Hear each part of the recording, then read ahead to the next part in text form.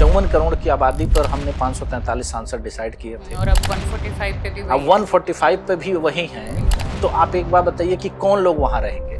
परिसीमन की व्यवस्था इसीलिए करी गई थी ना कि हर अगले बार नए लोग आएंगे। तो क्या संविधान बनाने वालों की इतनी दूरदर्शिता नहीं थी कि नहीं, इसका इस तरीके से मिसयूज हो सकता है? उनकी दूरदर्शिता इतनी निम्न नहीं थी कि ऐसा भी हो सकता है।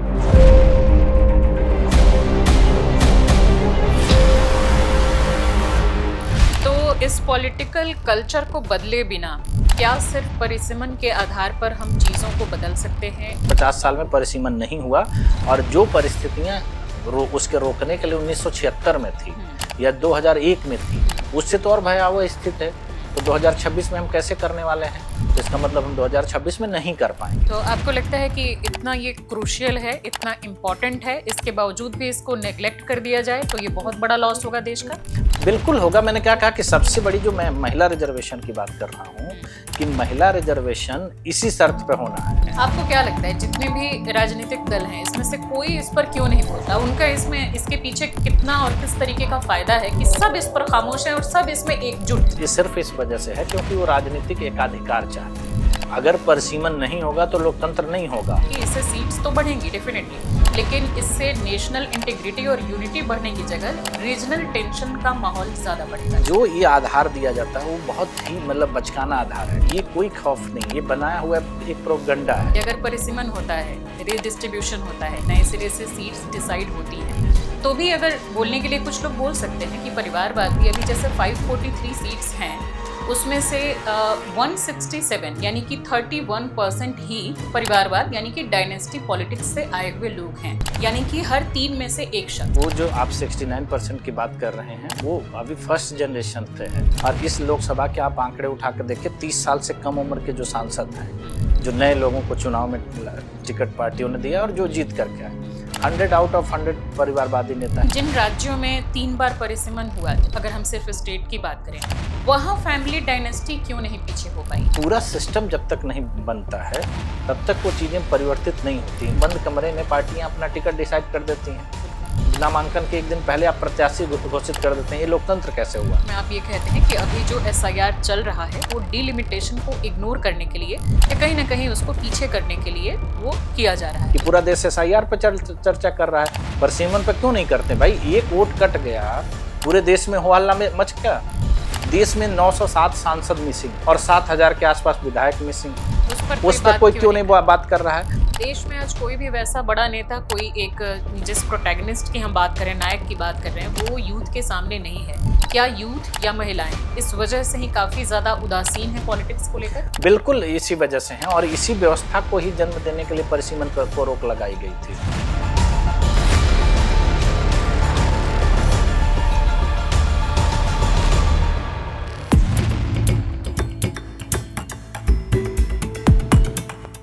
नमस्कार दोस्तों, मैं हूं श्वेता जया और आप देख रहे हैं सोशल कॉपीराइट। दोस्तों, आज स्टूडियो में पॉडकास्ट के लिए इनवाइटेड हैं जाने माने सोशल फिगर रुद्र प्रताप सिंह जी।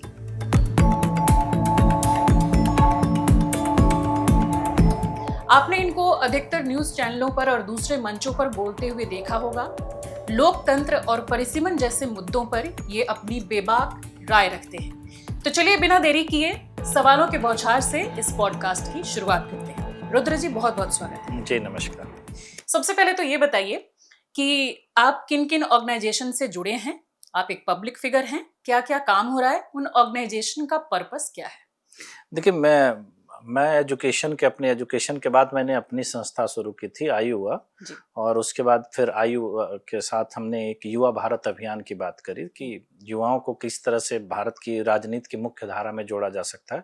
तो ये मेरी 2 संस्थाएं चलती हैं जिसके आधार पर हम लोग काम करते हैं। आयुवा में हम लोग सिर्फ काम करते हैं यूथ रिजर्व जो होता है, यूथ एम्पावरमेंट इन पॉलिटिक्स, कि युवाओं की राजनीति में भागीदारी कैसे बढ़ाई जा सकती है। कारण क्या है कि जब हमारे देश की बात होती है तो देश की राजनीति में युवाओं की संख्या बहुत ज्यादा होती है, लेकिन जब वो राजनीति में आते आते वो संख्या बहुत कम घट के रह जाती है और उनका इंटरेस्ट उस दिशा में नहीं हो पा रहा है। तो इस चीज के लिए हम लोग उस पर काम कर रहे हैं और उस पर हम लोगों का एक सीधा सा मानना है कि 40 साल से कम एज ग्रुप के युवाओं के लिए राजनीति में सीटें रिजर्व करी जाएं, कि जिससे उनको मौका मिले। जैसे कहीं पे भी आप देखते होंगे तो एक एज ग्रुप होता होता है कि आप कहीं पे ज्वाइनिंग के लिए एक एज ग्रुप होता है उस तक ज्वाइन करते हैं। कारण क्या है कि राजनीति में रिटायर नहीं कोई करता है, तो जब कोई जाएगा नहीं तो कोई आएगा कैसे, तो उसके लिए नए लोगों को आने के लिए आपको एक बनाना पड़ेगा। इसलिए हम लोग 32% रिजर्वेशन की बात करते हैं कि युवाओं के लिए जिनकी संख्या 40 साल से कम है उनके लिए 32% सीटें रिजर्व ही कर दी जाए। साथ ही जब हम युवा भारत अभियान की बात करते हैं तो उसमें हमारा फोकस है कि ग्रामीण विकास कैसे हो, क्योंकि जो पलायन एक मुद्दा उठाता है बार बार कि देश में पलायन बहुत हो रहा है, छोटे राज्यों से या छोटे शहरों से लोग बड़े जगहों पे आ रहे हैं और वहाँ की आबादी कम होती जा रही, तो उसको रोकने के लिए आपको वहाँ के युवा को रोकना पड़ेगा। तो युवा भारत अभियान में हम बात करते हैं कि हर गांव में एक खेल का मैदान और एक ई लाइब्रेरी की स्थापना करी जाए कि जिससे एक तो रोजगार सृजन होगा, क्योंकि लाइब्रेरी में आपको एक नियुक्ति करनी पड़ेगी। अगर खेल का मैदान करते हैं तो वहाँ देख रेख है और वहाँ एक फिजिकल टीचर के लिए तो 2-3 लोगों को वहाँ रोजगार मिलता है, प्लस एक शारीरिक और मानसिक तौर पे जो फिजिकल की बात होती है वो उनको मिलेंगे। तो ये चीज अगर होती है तो एक तरह से ये दोनों तरह से फायदा होता है कि रोजगार भी मिलता है और युवा को वहां पर पढ़ने का और खेलने का दोनों मौका मिलता है। साथ में हम लोग RTE पे काम करते हैं, राइट टू एजुकेशन पे, कि जैसे राइट टू एजुकेशन में जो 25% सीटें रिजर्व हैं तो उसमें फीस फ्री है, बहुत सारी चीजों को स्कूल जो है चार्ज कर लेते हैं। तो हमारा मानना है कि उसको इस तरीके से नहीं किया जाना चाहिए, उनको पूरी तरह से फ्री किया जाना चाहिए। कारण क्या है कि जो गरीब बच्चा फीस नहीं दे सकता है वो अदर एक्टिविटी के नाम पे पैसे कैसे देगा। साथ में हम लोग उस पर काम करते हैं राइट टू इन्फॉर्मेशन पे, कि जब राइट टू इन्फॉर्मेशन बनाया गया था, क्योंकि हमने राइट टू इन्फॉर्मेशन पे बहुत काम किया है, तो उस दौरान 30 दिन की समय सीमा तय करी गई थी कि 2005 में जब वो लाया गया था। अब जब हम आज के उसके 20 साल बाद भी हम उसी 30 दिन पे हैं, टेक्नोलॉजी बढ़ी है, सारे उसके काम करने के तौर तरीके बहुत सारी चीजें बढ़ी हैं, तो हमारा उस पर काम ये चल रहा है कि हम लोग उसको घटा करके 7 दिन में किया जाए, क्योंकि इन्फॉर्मेशन बहुत बड़ी चीज होती है। आज के डेट में इन्फॉर्मेशन आपने देखा होगा कि लोग एक्स के माध्यम से या सोशल मीडिया के माध्यम से सरकारें अपनी चीजें लॉन्च करती हैं, अपनी चीजें बताती हैं।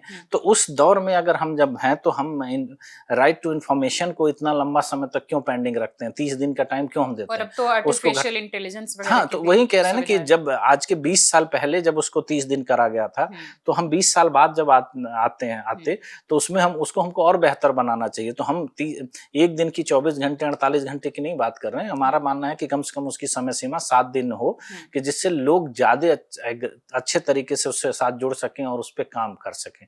तो अभी फिलहाल हम लोग इन चीजों पे काम करते हैं। बहुत अच्छा। आप इतने लंबे समय से पब्लिक डिस्कोर्स में हैं, भारत की ऐसी एक कौन सी चीज है जो कि आपको सबसे ज्यादा चिंतित करती है? देखिए, सबसे ज्यादा चिंतित करती है महिलाओं और युवाओं की राजनीति से दूरी। उनके जो राजनीति में इंटरेस्ट आप कह सकते हैं कि नहीं है या उसको नहीं किया गया, वो हमारे लिए, क्योंकि देखिए दोनों जो बात होती है कि आधी आबादी महिलाओं की होती है। हम बार बार बात करते हैं महिला उत्पीड़न की, महिलाओं के शोषण की, लेकिन हम उनको प्रतिनिधित्व नहीं देते हैं। सेम वही चीज युवाओं के साथ है। युवाओं को हम प्रतिनिधित्व नहीं देते हैं तो उनका वो मनोबल नहीं बनता है। जैसे हमारे देश में बड़ी लंबी चौड़ी आबादी है और खास करके युवाओं की आबादी तो आपने देखा होगा 65% के आसपास है। तो जब तक आप उनको कनेक्ट नहीं कर पाएंगे मुख्य धारा से, तो वो अपने आप को उनके साथ महसूस नहीं कर पाते हैं कि वो चीजें कैसे होती हैं। और एक नए नैरेटिव के साथ जब वो जाते हैं तो देश के लिए या देश के भविष्य के लिए वो सुखद नहीं होता है, क्योंकि वो राष्ट्र निर्माण की दिशा में न जाकर के कुछ और चीजों में जाते हैं। तो ये अगर कनेक्शन बन जाता है तो मुझे लगता है कि वो बहुत बेहतर होगा आने वाले समय में। लेकिन मुझे लगता है कि politics should give clarity not confusion. लेकिन आज के डेट में कंफ्यूजन ज़्यादा है कि हम वहाँ जाएं तो कैसे जाएं, क्योंकि अब मुझे लगता है कि आज का जो भारतीय पॉलिटिक्स है वो सिर्फ पैसे का खेल है। अगर किसी के पास करोड़ों रुपए हैं, आसानी से उसको टिकट भी मिलेगा। बहुत सारी पार्टियां हैं जो कि पैसे लेके भी टिकट देती हैं। या तो आप बाहुबल हैं, किसी भी तरीके से आपको बहुत स्ट्रांग बनना पड़ेगा। सिर्फ आप चाहें कि समाज में ठीक ठाक काम कर लें, लोगों की सेवा कर दें, तो उस बेसिस पे मुझे लगता है 8-10 लोग ही शायद होंगे जो 543 सांसद हैं हमारे, उस तरीके से वो वहां तक पहुंचे होंगे। तो चाहे महिलाओं की बात करें या फिर हम स्टूडेंट्स की बात करें या यूथ की बात करें, उनके पास उतना पैसा, उतना पावर, उतना बाहुबल नहीं है। फिर उनको क्लैरिटी कैसे मिलेगी कि वो अपना करियर इसमें देख सके? जो आप जितने भी आपकी शंकाएं हैं, वो शंकाओं का समाधान क्या है या उसका उत्तर क्या है? ये ऐसा क्यों हुआ? जब भाई हमने लोकतंत्र अपनाया, जब देश आजाद हुआ और हम लोकतंत्र की बात करते हैं, तो लोकतंत्र का मतलब यही होता है ना कि आम आदमी की भागीदारी, जो जनता है उसकी सरकार में भागीदारी है और उसी के आधार पर लोकतंत्र बनता है। नहीं तो जिस व्यवस्था की आप अभी बात करती हैं वो लोकतंत्र नहीं है, वो राजतंत्र है। क्योंकि देश की आजादी से पहले अगर हम चले जाएं तो अंग्रेजों का राज था। उस समय भी लोग जो ताकतवर लोग थे, जमींदार थे, सामंतवादी लोग थे, तब भी थे, अंग्रेजों के राज में थे। या उसके पहले आप चले जाएंगे मुगल शासन में या राजशाही में चले जाइए, तब भी ऐसा ही था कि कुछ लोग थे जो इनके पास सत्ता होती थी। लेकिन उनसे और अब लोकतंत्र में फर्क क्या है कि जनता के प्रतिनिधि जब तक नहीं होंगे लोकतंत्र नहीं होगा। तो आपका जो सवाल था, ये सवाल इस देश में बहुत आजादी के बाद उस पर विचार किया गया कि लोकतंत्र सुरक्षित कैसे रहेगा, और उसी के आधार पर जिस चीज पे हम लोग डिस्कस करने वाले हैं वो सब्जेक्ट उसी आधार पर बनाया गया था कि जो परिसीमन की व्यवस्था लाई गई तो थी। चलिए उस परिसीमन की भी शुरुआत कर लेते हैं, डिलिमिटेशन। मुझे नहीं पता हमारे दर्शकों में से कितने लोगों को इसके बारे में जानकारी होगी, लेकिन आप इस पर मुखर होकर के और सबसे बेबाकी से सबसे ज्यादा बात करने वाले शख्स अगर इंडिया में कोई है तो वो मैं आपको मानती हूँ। आपके बहुत सारे वीडियोस, बहुत सारे चैनलों पर आपकी बातचीत, डिस्कशन, डिबेट्स मैंने देखे हैं। लेकिन कुछ पॉलिटिशियंस, कुछ एक्सपर्ट्स और कुछ मीडिया पर्सन यानी जर्नलिस्ट को छोड़कर बाकी ज्यादातर आम लोगों को इस बारे में पता ही क्यों नहीं है। आम भाषा में हमारे दर्शकों को ये बताइए कि परिसीमन यानी डिलिमिटेशन होता क्या है। देखिए, उसी चीज पे मैं बता रहा था कि जब देश आजाद हुआ और देश ने अपना संविधान अपनाया, तो जब संविधान सभा इस पर बैठी और विचार कर रही थी कि लोकतंत्र सुरक्षित कैसे होगा, क्योंकि ताकतवर लोग तब भी थे। ऐसा नहीं था कि जब देश आजाद हुआ तो उस समय भी देश में बहुत सारे राजा थे, बहुत सारे रियासतें थी, तो बहुत सारे लोग थे। तो उनसे लोकतंत्र को कैसे बचाया जाए, तो इसीलिए परिसीमन की व्यवस्था लाई गई। परिसीमन की व्यवस्था ये कहती है कि हर जनगणना के जब आंकड़े आएंगे तो उसके बाद सीटों का परिसीमन होगा और जनसंख्या के आधार पर सीटों को बढ़ाया जाएगा, चाहे वो लोकसभा की बात हो या विधानसभा की बात हो। अब उसका इम्पैक्ट क्या पड़ता है, जो आपका सवाल था कि लोग क्यों नहीं आ पाते, इसीलिए वो व्यवस्था लाई गई थी कि जब परिसीमन लागू होता है तो एक तो सीट बढ़ती है, तो नए लोगों को अवसर मिलेगा। कि जैसे कि एग्जाम्पल के तौर पे बताएं कि अगर मान लीजिए कि इस बार परिसीमन होगा तो नेक्स्ट 10 साल बाद होगा, तो जितनी जनसंख्या बढ़ी होगी उस हिसाब से आंकड़े बढ़ जाएंगे। आंकड़े बढ़ने के साथ क्या होगा कि क्षेत्र तो बड़ा बदल नहीं रहा है। अब हम जैसे उत्तर प्रदेश का एग्जांपल लेते हैं कि उत्तर प्रदेश में अगर 80 लोकसभा सीट हैं तो अब परिसीमन होने के बाद जनसंख्या बढ़ जाती है और अगर एग्जांपल के तौर पर 100 लोकसभा सीट हो जाएगी तो यूपी का क्षेत्रफल तो उस वही का वही रहेगा।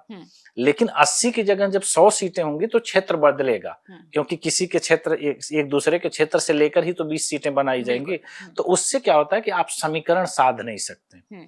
जैसे अभी क्या होता है कि आप ने सारी चीजें देखे होंगे कि जब चुनाव होते हैं, वो टिकट दिए जाते हैं तो उतनों का समीकरण बनाया जाता है कि कौन से जाति के कितने लोग हैं, क्या क्या है। वो नहीं हो पाता क्योंकि हर परिसीमन में वो चीज बदल जाती। तो जब आंकड़े बदल रहे हैं तो आप आंकड़ों को साध कैसे सकते हैं, और जब सीट बदल रही हैं तो आप नए लोगों को आने से रोक नहीं पाएंगे ना।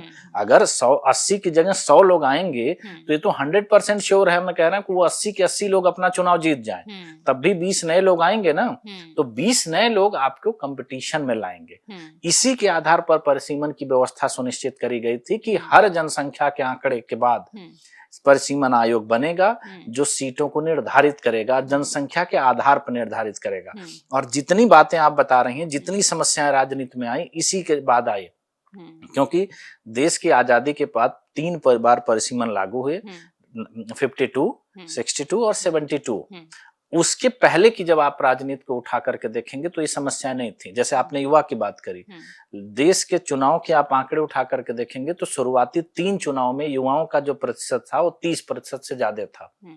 तो वो 30% कैसे आ गए थे? चुनाव जीत कर आए थे ना भाई। देश की आजादी की भागीदारी या उसके बाद शुरुआती दिनों में अगर युवा भारत की राजनीति में इतने बढ़ चढ़ के भाग ले रहा था तो उसके बाद वो राजनीति से बाहर कैसे चला गया? तो डिलिमिटेशन जब हुआ, 3 बार हुआ आप बता रहे हैं, और उसी के लिए ये व्यवस्था भी रखी गई थी संविधान में कि इसका मिसयूज ना कर सकें पावरफुल लोग या परिवारवाद के लोग। तो फिर आखिरकार ऐसा क्या हुआ, क्या लूप होल्स निकला जिसके की फलस्वरूप वो स्थिति पैदा हुई जिसके खिलाफ आज आप लड़ाई लड़ रहे हैं। देखिए, ये कोई लूपहोल नहीं उत्पन्न हुआ, ये जानबूझ करके सोची समझी एक साजिश करी गई। तो उसके लिए संविधान में जो रूल्स बनाए गए होंगे इसको लेकर के, जो कमीशन बनाया गया, तो उसमें कुछ ना कुछ तो ऐसी चीज रही होगी ना जिसका कि इन लोगों ने फायदा उठाया। देखिए, संविधान अगर संसद है, संविधान है, तो उसमें आप बदलाव कर सकते हैं, उसमें आप परिवर्तन कर सकते हैं। तो जो ये परिसीमन की पूरी व्यवस्था थी, जो आर्टिकल 82 और 172 में व्यवस्था दी गई थी, उसको आप बंद नहीं कर सकते, लेकिन किसी चीज को टाल सकते हैं। तो आप ये सोचिए कि इस बात से आप अंदाजा लगा सकते हैं कि जब जिस दौरान देश में आपातकाल लागू था, इमरजेंसी के दौरान परिसीमन पर रोक लगाई गई। परिसीमन पर रोक लगाने का कोई आधार ही नहीं है, वो केवल इमरजेंसी के दौरान उसकी रोक को 25 साल के लिए लगाया गया कि 25 साल तक परिसीमन लागू नहीं होगा। और उसके बाद चीजें व्यवस्था लग, क्योंकि इसको आप खत्म नहीं कर सकते हैं, इसको टाल सकते हैं। और फिर 2001 से उसको बढ़ा करके 2021 तक कर दिया, 2026 तक कर दिया गया। तो इस व्यवस्था में उसको बढ़ाया गया। लेकिन जो मैं बार बार कह रहा हूं कि इसको बढ़ाने का सिर्फ और सिर्फ आधार यही था कि जो लोग उस समय सत्ता में थे उनको यह एहसास हो गया था कि परिसीमन से हम सत्ता में कायम नहीं रह पाएंगे। तो आप 76 में इस पर रोक लगाई गई। 76 से पहले के देश की राजनीति को देखिए और 76 के बाद के देश की राजनीति को देखिए, उसमें बहुत जमीन आसमान का आपको फर्क दिखाई देगा। आपने सवाल पूछा ना कि कैसे युवा आएगा या कैसे महिला आएगी, ऐसे होता है, इतने पैसे लगते हैं, वो चीज ये कैसे हुआ? ये ऐसे हुआ क्योंकि आज देश में जिसको आप बड़े नेता मानते हैं, जो बड़े नेता हैं, या मान लीजिए कि जिन एकदम राजनीति के अंतिम चरण में जो लोग हैं, वो उस परिसीमन से पहले पैदा हुए, तभी वो आज उस शीर्ष पे हैं। एक आम व्यक्ति का किसी भी राजनीतिक दलों का आप उठाकर देख लीजिए, उसके बाद क्यों नहीं हो पाए? क्योंकि वो व्यवस्था रोक दी गई। जब कोई भी चीज को आप समीकरण को अपने हाथ में ले लेते हैं, अपने हिसाब से मैनिपुलेट करने लगते हैं, तो वो जैसा आप चाहते हैं वैसा चलता है। आज आप एक बात बताइए कि जब हमारा लोकतंत्र 54 करोड़ की आबादी पर हमने 543 सांसद डिसाइड किए थे, और अब 145 पे भी अब 145 पे भी वही हैं।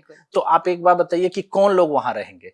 परिसीमन की व्यवस्था इसीलिए करी गई थी ना कि हर अगले बार नए लोग आएंगे, उनको आप रोक नहीं सकते। आप अपनी सीट बचा सकते हैं, ये तो चल सकता है, लेकिन नए लोगों को आने से आप नहीं रोक सकते। लेकिन अगर नए लोग नहीं आएंगे तो पुराने लोग ताकतवर और होते नहीं जाएंगे। लेकिन इस पे कुछ लोगों का तर्क होता है, जैसे कुछ लोगों की इसमें मैंने सुनी है, उनका जो डिबेट होता है, तो वो ये कहते हैं कि इससे सीट्स तो बढ़ेंगी डेफिनेटली, लेकिन इससे नेशनल इंटीग्रिटी और यूनिटी बढ़ने की जगह रीजनल टेंशन का माहौल ज्यादा बढ़ेगा। इसको लेकर आप क्या सोचते हैं? नहीं, वो देखिए, मैंने क्या कहा कि ये इस पे चर्चा हो जानी चाहिए। मैंने क्या कहा कि यही इस देश का एक सब्जेक्ट है कि जिसपे आपने कभी चर्चा नहीं सुनी है। मैं कह रहा हूं कि कोई भी समस्या हो, कोई भी दिक्कत है, कोई भी परेशानी हो, आप उस पर चर्चा कराइए। भाई आम आदमी को समझ में आना चाहिए ना कि आपके तथ्य सही है, मान लेंगे। भाई आज आपने उसको रोक करके क्या हासिल कर लिया? और जो ये आधार दिया जाता है वो बहुत ही मतलब बचकाना आधार है, क्योंकि देखिए 2 व्यवस्थाएं हैं इस देश में, लोकसभा और विधानसभा दोनों होती हैं। जैसे बहुत लोगों का एक तर्क है कि साउथ के जो लोग हैं उन्होंने अपने जनसंख्या पर नियंत्रण किया, और अगर जनसंख्या के आधार पर प्रतिनिधित्व होता है तो उत्तर के राज्यों को बहुत फायदा होगा। ये आधार है। बिल्कुल है। और साउथ के जो स्टेट्स हैं वो इसको लेकर के इसीलिए डरे हुए भी हैं।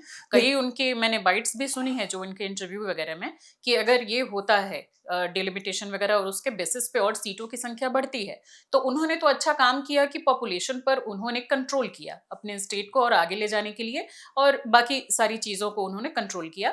लेकिन उन्हीं की सीट्स कम हो जाएंगी और उत्तर भारत के वो राज्य जिन्होंने की पॉपुलेशन कंट्रोल पे काम नहीं किया, या इस तरह से और भी मुद्दे हैं उन पे काम ढंग से नहीं किया, उनको इसका फायदा होगा। इसको लेकर उनमें जो खौफ है, डर है, उसको किस तरीके से देखा जाए? मैं उसी बात को मैं आपको बता रहा हूँ कि ये कोई खौफ नहीं, ये बनाया हुआ एक प्रोपगंडा है। अच्छा, पहले तो आप एक बार बताइए कि क्या साउथ के राज्यों ने उस समय विरोध किया था कि आप परिसीमन लागू नहीं किए, कि परिसीमन पर रोक लगी थी? अब उस समय उन्होंने तो कहा नहीं था कि परिसीमन पर रोक लगाई। परिसीमन पर रोक लगाने वाले कौन थे? भाई उन्होंने मांग थोड़ी करी। अगर मांग की होगी तो कोई आप रिकॉर्ड कोई भी मुझे दिखा दे। दूसरी चीज होती है जो इसमें सबसे बारीक पॉइंट है, जिस पे लोगों का ध्यान नहीं जा रहा है, कि परिसीमन विधानसभा में भी होता है। मैं मान लिया आप उनका तर्क सही है कि उनकी सीटों का नुकसान होगा, सारे आंकड़े उनके पक्ष में हैं, हम सब कुछ पे मान लेते हैं, हम उस पर तर्क बाद में करते हैं। विधानसभा में परिसीमन लागू होता है तो उत्तर प्रदेश, मध्य प्रदेश, राजस्थान, बिहार, बंगाल, छत्तीसगढ़ या उत्तराखंड या दिल्ली की मैं बात कर रहा हूँ, यहाँ विधानसभा में परिसीमन लागू हो, उससे केरल, कर्नाटक, आंध्र को क्या फर्क पड़ता है? तो अगर हम नेशनली उनको फर्क पड़ सकता है, लेकिन रीजनली नहीं पड़ेगा। उनको लोकसभा की सीटों पे फर्क पड़ सकता है ना। और आप एक बात बताइए कि मैंने क्या कहा कि आप हमारे राज्य से अलग हुआ, उत्तर प्रदेश से अलग हुआ उत्तराखंड। उत्तराखंड जब यहाँ से अलग हुआ तो उसको 21 सीटें दी गई विधानसभा की और 5 सीटें दी गई लोकसभा की। तो 5 सीटें लोकसभा की उसकी है ना, अभी लोकसभा की वैसे फिक्स है। और उसकी विधानसभा कितनी है? 70। उसने अपनी 21 सीटों को 70 कर लिया ना, क्योंकि विधानसभा में परिसीमन लागू हो सकता है। आर्टिकल 172 विधानसभा के लिए ही है, या जितने अलग राज्य हुए हैं, अभी जम्मू कश्मीर में परिसीमन लागू हुआ है। तो सवाल ये है कि अगर मेरी मंशा सही है तो उत्तर प्रदेश विधानसभा में अगर परिसीमन के साथ अगर लागू कर दिया जाए तो आप जानते हैं उत्तर प्रदेश की विधानसभा में कितनी सीटें होंगी? उत्तर प्रदेश की विधानसभा में 1700-1800 सीट विधानसभा की हो जाएंगे। तो जनसंख्या क्या के अनुसार स्टेट को डिवाइड नहीं करना पड़ जाएगा? बिल्कुल करना पड़ेगा, क्योंकि यही चीज है ना जिस पे चर्चा क्यों नहीं होती है। क्योंकि 500 सीटों से ज्यादा आप विधानसभा नहीं रख सकते। डेफिनेटली तो नहीं रख सकते तो आपको स्टेट डिवाइड करना पड़ेगा। आप 25 करोड़ की जनसंख्या, क्योंकि जब हम आंकड़े को उठाते हैं और 1972 का परिसीमन है, उसके आधार पर 1,37,000 की आबादी पर एक विधानसभा होनी चाहिए। हाँ। तो उत्तर प्रदेश की आबादी आप देख लीजिए। तो हम रिसोर्सेस की जब बात करते हैं कि हम बेहतर भारत की बात करते हैं, तो आप किस आधार पर बात कर रहे हैं? जब जनता और जनप्रतिनिधियों की संख्या ही आप नहीं दे रहे हैं। भाई आज SIR की हम बात कर रहे हैं, एक वोट कटने की बात कर रहे हैं, हम चुनाव किसका करते हैं? हम चुनाव उस आधार पे कर रहे हैं ना। SIR पे अलग से भी खैर इस पर बात करेंगे। कॉन्स्टिट्यूशन ने जो डिलिमिटेशन कमीशन को इंडिपेंडेंट बनाया कि ये एक इंडिपेंडेंट बॉडी रहेगी, वो उसका इंडिपेंडेंस अब कितना इंटैक्ट है, आपको क्या लगता है? नहीं, अभी तो है ही नहीं, तो इंडिपेंडेंट की बात कहाँ करी जितना जाए? भी इंटैक्ट है, क्या उसका मतलब आपको दिखता है कि हाँ वो काम करेगा आगे, या फिर उसको और भी टालते चले जाएंगे? देखिए, अगर परिसीमन अब तक जो हुआ है 50 सालों से नहीं हुआ है, जो जिस आधार पर हम चलते आ रहे हैं 50 साल में परिसीमन नहीं हुआ, और जो परिस्थितियां उसके रोकने के लिए 1976 में थी या 2001 में थी, उससे तो और भयावह स्थिति है। तो 2026 में हम कैसे करने वाले हैं? तो इसका मतलब हम 2026 में नहीं कर पाएंगे। कारण क्या है कि परिसीमन करने के लिए सरकार को कुछ नहीं करना होता है, एक आयोग बनता है, वो आयोग अपनी रिपोर्ट देता है और उसी के आधार पर वो चीजें लागू कर दी जाती हैं। लेकिन सरकार उसको टाल रही है, राजनीतिक दल जो भी हैं उसको टाल रहे हैं। आपको क्या लगता है जितने भी राजनीतिक दल हैं इसमें से कोई इस पर क्यों नहीं बोलता? उनका इसमें इसके पीछे कितना और किस तरीके का फायदा है कि सब इस पर खामोश हैं और सब इसमें एकजुट हैं? ये सिर्फ इस वजह से है क्योंकि वो राजनीतिक एकाधिकार चाहते हैं। देश की राजनीति को मैंने क्या कहा कि लोकतंत्र बचाने के लिए ही परिसीमन लाया गया था। अगर परिसीमन नहीं होगा तो लोकतंत्र नहीं होगा। आज आप एक बात बताइए, इस बात पे चर्चा होती है ना कि पार्टियों फैसला ले लेती हैं और पार्टियों के फैसले जनता को मानने पड़ते हैं। आज राजनीति आप देखिए, चौथे दौर के लोग, चौथे जनरेशन के लोग ही तो राजनीति कर रहे हैं। हर राजनीति का शीर्ष पे कौन बैठा है? कोई जो भी व्यक्ति है किसी परिवार विशेष का है, या जितने भी क्षेत्रीय राजनीतिक दल हैं वो कौन से परिवार के बाद। तो आपने मुक्ति किससे ली थी? लोकतंत्र क्यों अपनाया था? जब नेता का लड़का ही नेता बनेगा और वही शीर्ष पर रहेगा तो लोकतंत्र अच्छा नहीं था, सॉरी राजतंत्र अच्छा नहीं था। राजा का लड़का उस समय भी राजा बनता था, आज भी नेता का लड़का नेता बन रहा है। तो परिसीमन को रोकने के पीछे की यही साजिश है कि ताकतवर लोग सारी चीज अपने पक्ष में करना चाहते हैं। आज आप एक बार बताइए, 543 की जगह जब 1450 लोकसभा सांसद आएंगे और 4131 जगह की जगह 10,500 विधायक आएंगे, तो जो नए लोग आएंगे वो किसके नियंत्रण में रहेंगे? वो तो नए होंगे, बिल्कुल उन पर तो नहीं चलेगा, नहीं चलेगा ना। और जब संख्या ज्यादा हो जाती है तो उसको कंट्रोल कर पाना मुश्किल होता है, आपका एकाधिकार खत्म हो जाता है। इसीलिए इस संख्या को बढ़ाने में लोगों का इंटरेस्ट नहीं है। नहीं तो जैसे आपने दक्षिण की बात करी कि दक्षिण के नेता तो उसका विरोध कर रहे हैं, उत्तर के नेता क्यों नहीं बोल रहे हैं जब उनको फायदा होने वाला है? अगर मैं कह रहा हूँ उनको दूसरे तरीके का फायदा है, नहीं उनको उनका फायदा है। देखिए, हम बात कर रहे हैं कि लोकतंत्र जब बात करता है तो जनता की बात करता है।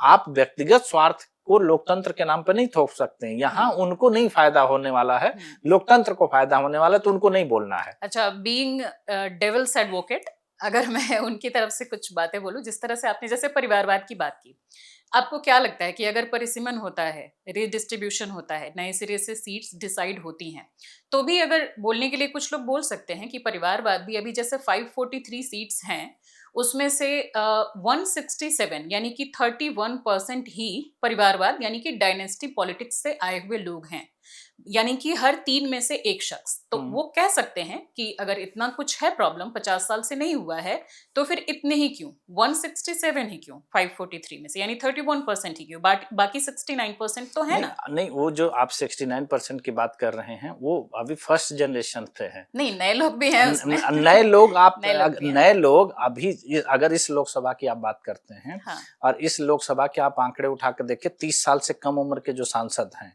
जो नए लोगों को चुनाव में टिकट पार्टियों ने दिया और जो जीत करके आए, 100 आउट ऑफ 100 परिवारवादी नेता हैं। एक भी नाम आप 30 से कम बताइए। वाले तो डेफिनेटली मान तो सकते 30 से कम का मतलब हाँ। क्या हुआ कि नई एंट्री किसको मिल रही है? नई एंट्री उन्हीं को मिल रही है ना।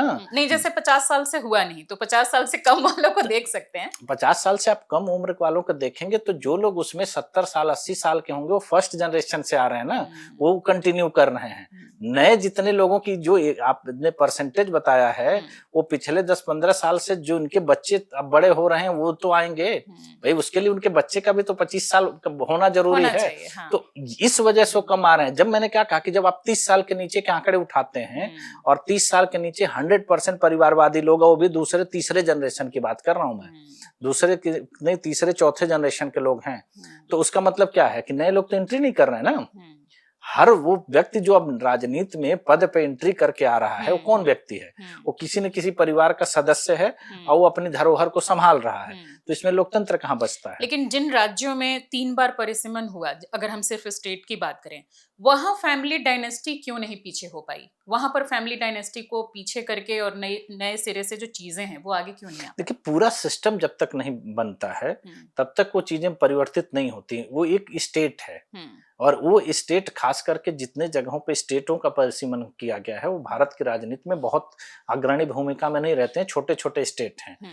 तो वहां उसका प्रभाव जो केंद्रीय राजनीति होती है और जो बड़े नेताओं की राजनीति होती है उस पर प्रभाव पड़ता है। जब तक इसमें बदलाव जो आपके हैं कि जो केंद्र की राजनीति है, जब तक लोकसभा की सीटों में बदलाव नहीं होगा, जब तक उस तरह की चीजें दिखने नहीं लगेंगी, तब तक ये बदलाव नहीं दिखाई देगा। तो आपको लगता है कि परिसीमन हो जाने से एक फेयर तरीके से सीट्स डिस्ट्रीब्यूशन, सीट नहीं, अगर हम कहें कि उनको टिकटें मिलें, मान लीजिए महिलाओं की बात कर लें या यूथ की बात कर लें, तो अगर डिलिमिटेशन होता है तो आपको लगता है कि उस बेसिस पर उनको पार्टियां टिकट देंगी, या पार्टी पॉलिटिक्स जो है, इंटरनल उनके अंदर जो पॉलिटिक्स है, इस बेसिस पर टिकट का डिस्ट्रीब्यूशन ज्यादा होता है? देखिए, 2 चीजें हैं। जैसे महिला पॉलिटिक्स की बात करी जाए तो महिला तो कंपलसरी हो जाएगा जब सीटें रिजर्व हैं, अगर हम रिजर्वेशन की बात करें।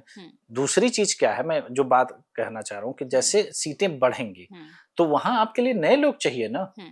तो नए लोग आप कहीं से भी लाएंगे तो नया व्यक्ति होगा, और जब वो नया व्यक्ति होगा तो एक नए कंपटीशन को जन्म देगा और उसके आधार पर चीजें जो बेहतर होगा वो बेहतरीन होगा। अब जैसे एक एग्जांपल के तौर पे हम देखते हैं कि अपने देश में क्रिकेट बहुत मशहूर है, तो क्रिकेट मशहूर है और इसमें जितने लेजेंडरी बड़े खिलाड़ी हैं, क्या किसी का लड़का उसमें टॉप पे है? नहीं।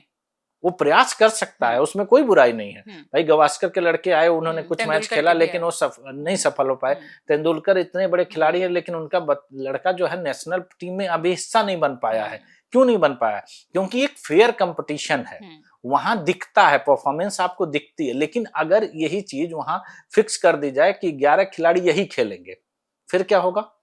लेकिन नए लोगों को अवसर मिलेगा। लेकिन टिकट देते समय पार्टीज के अंदर इंटरनल डेमोक्रेसी की बहुत ज्यादा दिक्कत दिखती है। उनमें वो ज्यादातर, मान लीजिए कि सीटें बढ़ भी जाएं तो वो अपने ही भाई भतीजों को, अपने जानने वालों को, अपनी बीवी को, अपने बेटा बेटी को, इन्हीं को अगर वो टिकट्स देते रह जाएं, फिर क्या किया जाए? देखिए, एक समय के बाद वो चीज नहीं वैल्यू रखती है। कारण क्या है, मैंने क्या कहा कि लोगों के बीच जागरूकता जब आती है, अब जैसे इस बात की जब बात करी जाए कि परिसीमन पर रोक क्यों लगा, ये जागरूकता जिस दिन आ जाएगी उस दिन ये सवाल भी होगा कि आप अपने लड़के को क्यों दे रहे हैं। क्योंकि लोकतंत्र सवाल पूछता है। जब सवाल नहीं पूछता तो लोकतंत्र नहीं होता है। और वहां यही चीज मैंने क्या कहा कि आज अपने लोकतंत्र में ये व्यवस्था कर दी गई ना कि हम 50 सालों से परिसीमन पर सवाल नहीं पूछ पा रहे हैं, हम 50 सालों से ये नहीं समझ पा रहे हैं कि परिसीमन होता क्या है और उससे हमको फायदा क्या है।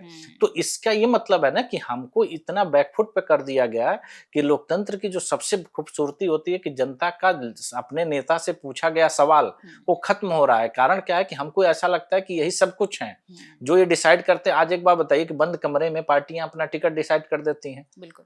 चुनाव के नामांकन के एक दिन पहले आप प्रत्याशी घोषित कर देते हैं। ये लोकतंत्र कैसे हुआ? लोकतंत्र का मतलब हुआ ना कि जनता के बीच का व्यक्ति होना चाहिए ना। तो इसके लिए आपको नहीं लगता कि परिसीमन तो हो, डेफिनेटली वो हो, उसके साथ साथ जो पार्टीज हैं उनके कार्यकर्ताओं को भी हमें इनकरेज करना चाहिए, जागरूकता फैलानी चाहिए कि वो कार्यकर्ता जो सालों से उस पार्टी के लिए उस क्षेत्र में काम कर रहा है वो टिकट की डिमांड करे, वो वहां पर विरोध करे कि आपके फैमिली डायनेस्टी को ही आप टिकट देके आगे कैसे बढ़ा सकते हैं। नहीं, वो तो अभी भी होता है तो उसको पार्टी से निकाल दिया जाता है। मैंने क्या कहा कि बड़े लेवल पर हो तो शायद सुना जाए। कंपटीशन को हेल्दी कैसे किया जाता है कि जब आप उसको एक समान विचार के साथ अवसर दे। जो मैं बार बार कहता हूँ परिसीमन के क्या फायदे होते हैं, जब सीटें बढ़ती तो हमारा आपका व्यक्तिगत टकराव नहीं होगा। अभी जैसे कोई पार्टी है, कोई संगठन है और कोई व्यक्ति है, जैसे आपने पहले ही कहा कि इतना मुश्किल है कि आप पैसे से या पावर से या लोगों से आप कैसे टिकट ले पाएंगे, तो उस व्यक्ति से आप नहीं टकरा सकते क्योंकि ये 50 सालों में इन लोगों ने अपने आप को इतना मजबूत कर लिया है कि आप उनसे नहीं लड़ सकते। और खास करके अब एक बात बताइए कि आप किसी बहुत बड़े चीज से लड़ने जा रहे हैं और आपके पास हथियार ही नहीं है, तो जो आम जनता है जो ये 50 सालों से होने से नहीं रोक पाई वो कैसे लड़ सकती है? उसको तभी मौका मिलता कि जब सीटें बढ़ जाएंगी और वहां आपका कंपटीशन मुझसे नहीं होगा, मेरा कंपटीशन मेरे जैसे व्यक्ति से होगा, तो मैं वहां पर चीजों को करके बाहर आऊंगा और उसके आधार पर चीजें बढ़ेंगी। लेकिन अगर मेरा कंपटीशन आपसे होगा, अब जैसे मान लीजिए कोई बड़ा नेता अपने देश में आपने देखा होगा कि लोग 10 बार के सांसद 12 बार के सांसद कैसे होते हैं, तो आप उनका कार्यकर्ता उनका मुकाबला कैसे कर पाएगा?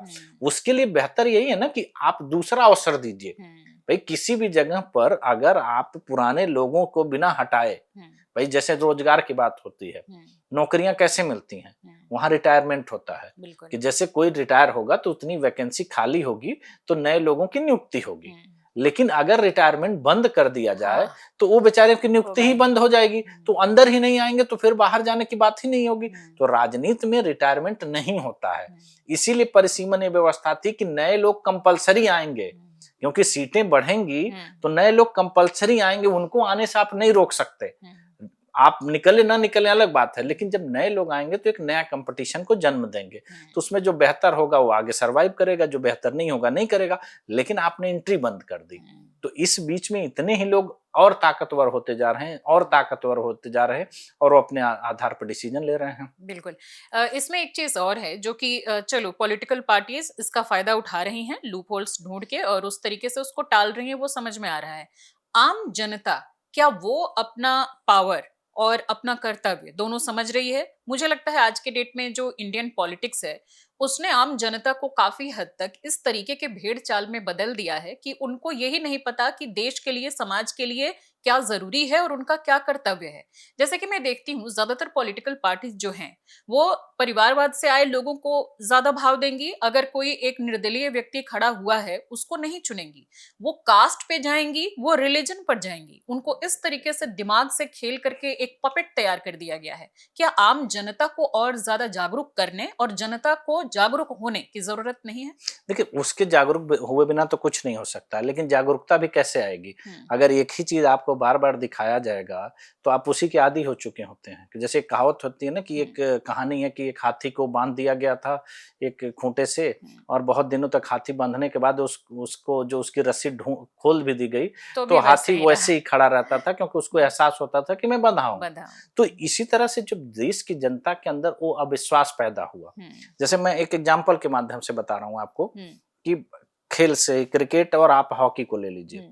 हॉकी नेशनल खेल है अपना, लेकिन आज हॉकी की स्थिति क्या है कि आप भारत के कैप्टन का नाम नहीं बता पाएंगे, खिलाड़ी तो बहुत दूर की बात है। और क्रिकेट में को इतना ऊंचाई कैसे मिल गई? क्योंकि देखिए किसी भी क्षेत्र को महान बनाने के लिए उसमें काम करने वाले लोग जरूरी हैं। क्रिकेट महान कैसे हुआ? उसने बड़े बड़े लोगों के नाम दिए, जैसे कभी सुनील गावस्कर हुआ करते थे, फिर कपिल देव आए, रवि शास्त्री, सचिन तेंदुलकर, गांगुली, द्रविड़, धोनी, विराट, उसके पास लेजेंडरी लोग हैं। यूथ है, उसको कनेक्ट करता है। आज 14 साल का वैभव सूर्यवंशी जो है पूरे आईपीएल में पिछली बार आपने देखा छाया है, तो कैसे हुआ? तो लोग जो है, आम युवा जो है उसको अपने आप को कनेक्ट करता है, तो उसमें इंटरेस्ट लेता है। हॉकी ने ऐसा नहीं किया। ध्यानचंद के बाद एक दो खिलाड़ी हुए होंगे, मान लीजिए धनराज पिल्ले या ऐसे एक दो और खिलाड़ी होंगे, लोगों को जानकारी नहीं है, क्योंकि खेल ने खिलाड़ी नहीं दिया। खेल की प्रसिद्धि खिलाड़ी से होती है, खेल से नहीं होती है। अभी मेसी आए थे भारत में, कितने लोग जानते हैं, वो किसी को नहीं जानते हैं, न लैंग्वेज जानते हैं, न कुछ जानते हैं। कितने लोग पागल थे, क्योंकि वो खिलाड़ी से खेल का पहचान है, ब्रांड बनाते हैं। भारत की राजनीति ने यही नहीं दिया। जब आप 70 के दशक में जाते हैं, जेपी आंदोलन में जाते हैं, तो वहां बड़े लोग नाम निकले, बड़े बड़े नेता निकले, जिनसे लोग कनेक्ट कर पाए, आम जनता उनसे अपने आप को कनेक्ट कर पाई और राजनीति में उन्होंने भागीदारी बढ़ाई। कई राज्यों के मुख्यमंत्री बने। आज जितने भी बड़े नेता हैं लगभग जेपी आंदोलन से निकले हुए लोग हैं। तो उससे एक बदलाव होता है, लोग अपने अंदर वो नेतृत्व देखते हैं। आज आपका पहला सवाल यही होगा, कैसे युवा ऐसा कर पाएगा या महिला कैसे कर पाएगी जब इतनी सारी उसके सामने चुनौतियां हैं। जेपी आंदोलन में जेपी थोड़ी प्रधानमंत्री बने थे, उनको बनना भी नहीं था। उन्होंने एक लीडरशिप पैदा किया। ये भारत की राजनीति में मिसिंग है। भारत के राजनीतिज्ञ अपने लोगों के अंदर वो लीडरशिप नहीं लाते हैं। आप एक बार बताइए कि जब यूके में जाकर के ऋषि सुनक वहां के प्रधानमंत्री बन सकते हैं 43 साल की उम्र में, आप कल्पना करिए भारत की उम्र में 43 साल की उम्र के व्यक्ति को कहाँ आप देखते हैं? यहाँ का पॉलिटिक्स उस हद तक अभी इवॉल्व हुआ ही नहीं। क्यों नहीं हुआ भाई? आप 75 साल का हमारा लोकतंत्र हो चुका। यूएस में आप देखिए, अधिकांश प्रेसिडेंट, जैसे बड़े नाम जिनके मैं आपकी बात करता हूँ कि क्लिंटन हुए, बुश हुए या आपका ओबामा हुए, लगातार वो लोग 8-8 साल राष्ट्रपति थे और रिजाइन कर दिए। आज वो क्या करते हैं? बहुत सारे लोग तो प्राइवेट जॉब कर रहे हैं, ओबामा जॉब कर रहे हैं ना। वो यूएस कैसे बना, ये सोचने की जरूरत है ना। आज ऋषि सुनक क्या कर रहे हैं? और अपने देश का पॉलिटिशियन, मैं मतलब ये बात मुझे नहीं कहनी चाहिए, लेकिन एचडी देवगौड़ा जी इस देश के प्रधानमंत्री रहे हैं। आप उनकी उम्र, उनका स्वास्थ्य, उसकी जानकारी ले लीजिए, और आज भी वो राज्यसभा के सदस्य हैं। चीफ जस्टिस इस देश में रिटायर होते हैं और राज्यसभा के सदस्य बन जाते हैं। बहुत सारे ऐसे लोग जिनका राजनीतिक मोह है। तो आप एक बार बताइए कि जिस उम्र में लोगों को रिटायर होना चाहिए, आप एक बार बताइए कि भारत के 3 बड़े मंत्रालय हैं, उनको रिटायरमेंट के बाद या लोग बाद में आकर के संभाल रहे हैं, तो राजनीतिक व्यक्ति कैसे हो गए? आपको नहीं लगता कि इसकी प्रॉब्लम कहीं ना कहीं हमारे कॉन्स्टिट्यूशन में है, जिसमें कि एक पढ़ाई लिखाई के लिए भी एक एडुकेशन की लिमिटेशन नहीं बनाई गई? एक चपरासी भी किसी को बनना है तो उसके लिए एडुकेशन का एक है कि इतना आपको एडुकेट होना चाहिए, इतने के सर्टिफिकेट आपके पास होना चाहिए। लेकिन पॉलिटिक्स में वो बिल्कुल नहीं किया गया। दूसरी तरफ की एज लिमिटेशन हर तरह के जॉब में है, ब्यूरोक्रेसी में देख लीजिए, दूसरे किसी भी लेवल के जॉब में देख लीजिए, लेकिन पॉलिटिक्स में उसको भी साइड किया गया। मुझे लगता है परिसीमन तो चलो ठीक है, लेकिन ये भी एक बहुत बड़ी समस्या है जो कि मुझे अपने संविधान में दिखती है। आप इसको किस तरीके से देखते हैं? देखिए, उसको बनाने के पीछे की लॉजिक दूसरी थी। राजनीति जब हमारे देश का संविधान अपनाया गया तो उन लोगों ने ये कल्पना नहीं करी थी कि राजनीति इतने निम्न स्तर पे आ जाएगी, क्योंकि राजनीति नैतिकता के आधार पर पहले चलती थी। कि नैतिकता क्या होती है कि आप कुछ चीजें ऐसी, मैंने क्या कहा कि पुरानी राजनीति को आप देख लीजिए तो उसमें कोई अनपढ़ व्यक्ति नहीं आपको मिलेगा। बिल्कुल। उस समय की मैं बात कर रहा हूँ जब शिक्षा का स्तर कम था, बहुत डाउन था, तब सारे योग्य व्यक्ति राजनीति में होते थे। और अब हम शिक्षा का स्तर जब बढ़ा रहे हैं तो राजनीति में कौन लोग हैं? तो मैंने कहा जो ये मुख्य समस्या है वो परिसीमन इसीलिए आ जाती है कि आपको रोक दिया जाता है। भाई मेरा लड़का कोई भी होगा वो राजनीति करेगा, आप क्या कर लेंगे? तो क्या संविधान बनाने वालों की इतनी दूरदर्शिता नहीं थी कि इसका इस तरीके से मिसयूज हो सकता है? उनकी दूरदर्शिता इतनी निम्न नहीं थी कि ऐसा भी हो सकता है, क्योंकि वो एक देखिए जिस विचार के साथ, जिस व्यवस्था के साथ आप रहते हैं, आपकी सोच उसी तरीके से मिलती जुलती होती है। तो उस समय जितने लोग देश की राजनीति में थे बहुत बड़े प्रवक्ता थे। मैंने क्या कहा, जेपी आंदोलन में जयप्रकाश नारायण को प्रधानमंत्री नहीं बनना था, उन्होंने एक सिस्टम के, एक सत्ता के खिलाफ आह्वान किया, लोगों को जोड़ा और उन्होंने देश की राजनीति में तमाम युवाओं को मौका दिया और वो लोग आज देश की राजनीति के शीर्ष पे हैं। बिल्कुल। लेकिन क्या उसके बाद किसी के अंदर वो कार्य क्षमता, एक वो लीडरशिप दिखी जो अपने नीचे लीडर तैयार कर सके? नहीं। उनके नीचे उन्होंने परिवारवाद ही तो दिया। तो जब कोई भी व्यवस्था बेहतर लोगों को आने का मौका नहीं देगी तो व्यवस्था एकदम खोखली हो जाएगी, जो भारत की आज राजनीति में आपको दिखाई दे रही है। बिल्कुल। तो इस पॉलिटिकल कल्चर को बदले बिना क्या सिर्फ परिसीमन के आधार पर हम चीजों को बदल सकते हैं? इसको किस तरीके से आप देखते हैं? देखिए, परिसीमन की जो व्यवस्था है उसको आप इस तरह से समझिए कि आपकी गाड़ी खराब हो चुकी है और उसमें बहुत सारी दिक्कत है और आप जब मैकेनिक के पास जाते हैं तो क्या करता है कि जो जो आपकी कमियां होती हैं, जो जो आपके पार्ट खराब होते हैं, उसको दुरुस्त करके वो नया पार्ट लगा देता है, तो गाड़ी फिर आपके ठीक हो जाती। परिसीमन की व्यवस्था जो है वो आपको नए अवसर देगी। अब मैं एक आंकड़े के आधार पे आपको बता रहा हूँ कि जैसे परिसीमन लागू होता है, अगर 2026 में परिसीमन लागू होता है तो 543 की जगह 1450 लोकसभा सांसद होंगे। 4131 विधानसभा की जगह 10,500 विधानसभाएं होंगी। ठीक है। महिलाओं की जो बात करी जा रही है कि महिला आरक्षण के बाद महिलाओं की जो संख्या लोकसभा में है वो 480 हो जाएगी और विधानसभा में महिलाएं 3435 हो जाएंगी। और उस समय फिर ये महिला रिजर्वेशन भी आ जाएगा। महिला रिजर्वेशन के बाद ही, क्योंकि परिसीमन जैसे ही लागू होगा वैसे ही वो भी लागू हो जाएगा। वैसे लागू हो जाएगा। दूसरी सबसे बड़ी चीजें होंगी कि नई सीटें कौन सी बढ़ रही हैं, जो ये बात हो रही है कि बदलाव कैसे आएगा। तो 907 नए सांसद देश को मिलेंगे। बिल्कुल। 543 से अलग। बिल्कुल। वो नए लोग होंगे, जो अब नहीं है वही नए होंगे। और इसी के तरह 6370 नए विधायक होंगे, वो नए लोग होंगे। बहुत बड़ी तादाद। तो जब बड़ी तादाद होगी तो जब एक आम जनता को एक अवसर मिलता है तब आप उसमें सेलेक्ट करते हैं ना कि कौन बेहतर होगा। तो आपके पास अगर 50 ऑप्शन होंगे तो आप उसमें से जो बेहतर होगा वो बेस्ट होगा, लेकिन आपके पास ऑप्शन ही एक होंगे तो आप किसको करेंगे? और देखिए, सबसे बड़ी जो बार बार आपने बात करी कि लोगों के अंदर जन चेतना नहीं है, लोग इस पे बात नहीं करते। अब इसका उदाहरण मैं महिला रिजर्वेशन बिल पे देता हूँ कि महिला रिजर्वेशन बिल 2023 में पास हुआ। इस देश की आधा आबादी महिला है और अपने हक की बड़ी बातें होती हैं कि महिलाओं का हक 5000 सालों से लिया जा रहा है, उनका शोषण चल रहा है। वो तो खैर कहने की बात है। चल रहा है। महिला रिजर्वेशन के साथ एक शर्त है कि जब तक परिसीमन लागू नहीं होगा तब तक महिला रिजर्वेशन लागू नहीं होगा। हाँ, ये कंडीशन है। बिल्कुल। और 2026 में परिसीमन की टाइमलाइन खत्म हो रही है। हाँ। और जो मुझे इस वजह से लग रहा है कि जब 76 में जो परिस्थितियां थी या 2001 में जो परिस्थितियां हैं वो 2026 में और विकट हो गई हैं और अगले 4 महीने बाद ये होना है और उस पर हम चर्चा नहीं कर रहे हैं, तो इसका मतलब हम करने वाले भी नहीं हैं।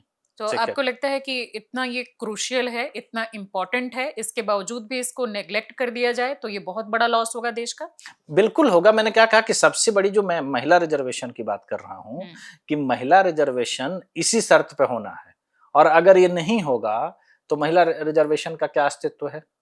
और अगर अस्तित्व नहीं है और आधा आबादी अपने अधिकारों की बात करती है और उस पर चुप्पी साधी हुई तो उसकी जिम्मेदारी किसकी है?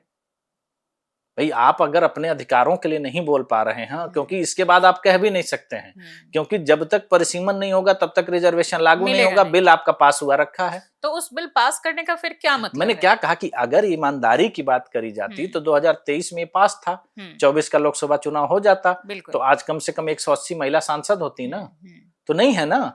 लेकिन सवाल उससे अलग है कि जो महिला राजनीति में है, जो देश की राजनीति में जो लोग सक्रिय कार्यकर्ता हैं, वो इस पर क्यों नहीं बोल रहे हैं, जो कि संवैधानिक है। आज इस देश में संविधान लेकर के घूमने वालों की संख्या अनंत है। बिल्कुल। ठीक है। हाँ। लेकिन संविधान में इतनी बड़ी व्यवस्था जो करी गई है जिससे भाई देश की राजनीति कैसे चलेगी? अगर जनप्रतिनिधियों की संख्या खत्म कर दी जाए तो राजनीति खत्म हो गई। उसी को निर्धारित करने की व्यवस्था परिसीमन है और लोग मतलब वो संविधान में के मूल में है, आर्टिकल 80 और 170, उसको पूरी तरह से 50 साल से टाल दिया गया है। उस पर संविधान लेके घूमने वाले क्यों नहीं बोल रहे हैं? दूसरी, एक देश में जो सबसे बड़ी बात होती है दलित की, दलित को रिजर्वेशन प्राप्त है। इसके राजनीति का सोचिए कि कितना व्यापक स्वरूप है और किस तरीके से इसको इस्तेमाल किया गया है कि जो आदमी के खिलाफ इस्तेमाल हो रहा है वो आदमी भी उस पर ताली बजा रहा है। तो उसको उतनी मुझे लगता है या तो समझ नहीं है या तो उसको किसी चीज का डर है। आपको क्या लगता है? नहीं, उसको इस तरीके से बनाया गया है कि जैसे पहले गांव में एक कहावत होती है ना, तो किसी जगह को आप बदनाम कर दीजिए कि यहाँ भूत रहता है, लोग मानने लगेंगे। तो इसको इस तरीके से किया गया कि आम जनमानस के जेहन से इसको मिटा दिया गया। मैं उसी बात को बता रहा था कि जो दलित राजनीति की बात हो रही है और उस दलित राजनीति के साथ किस तरह से छेड़छाड़ किया गया है, आप उसको समझिए कि देश की राजनीति में सिर्फ दलित SC ST को रिजर्वेशन प्राप्त है। राजनीति में उनकी सीटें रिजर्व होती हैं, लोकसभा में उनकी सीटें 131 रिजर्व हैं।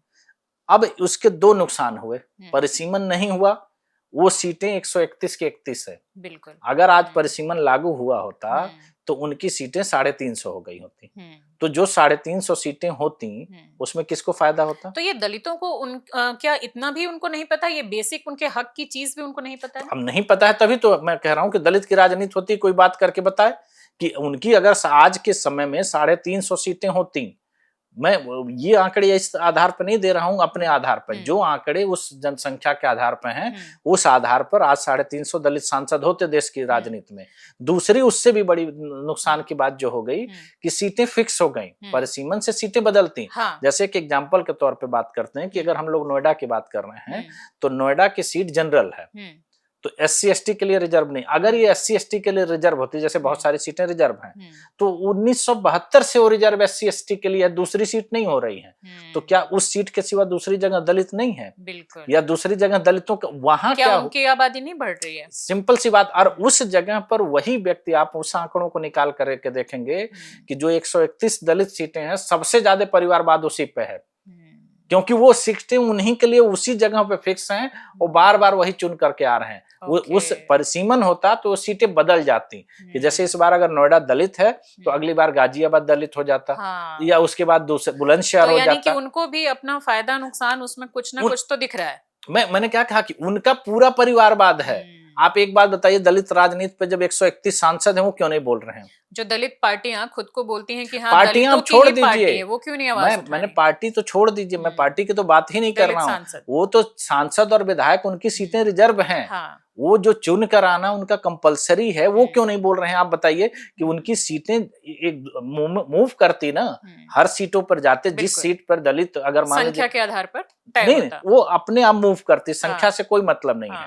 लेकिन आज एक सीट जो 50 साल से दलित रिजर्व है, उसके सिवा दूसरे पे तो दलित नहीं हो रही है ना। नहीं हो रहे हैं। तो वो 50 साल से एक परिवारवादी व्यक्ति है जो वहीं पे बैठा है और उसी के परिवार का व्यक्ति उस सीट का लाभ ले रहा है। और पूरे देश में दलित राजनीति की बात है और इसको समझना भी आम लोगों के लिए बहुत जरूरी है कि ये अपने पॉलिटिक्स की, कि हमारे पॉलिटिक्स में इतनी तरह की समस्याएं हैं, हम इसकी बात तो करते हैं लेकिन उन समस्याओं के पीछे की वजहें क्या क्या हैं उन पर हम चर्चा नहीं करते। तो फिर कैसे आम जनता को भी कैसे जागरूक किया जाए?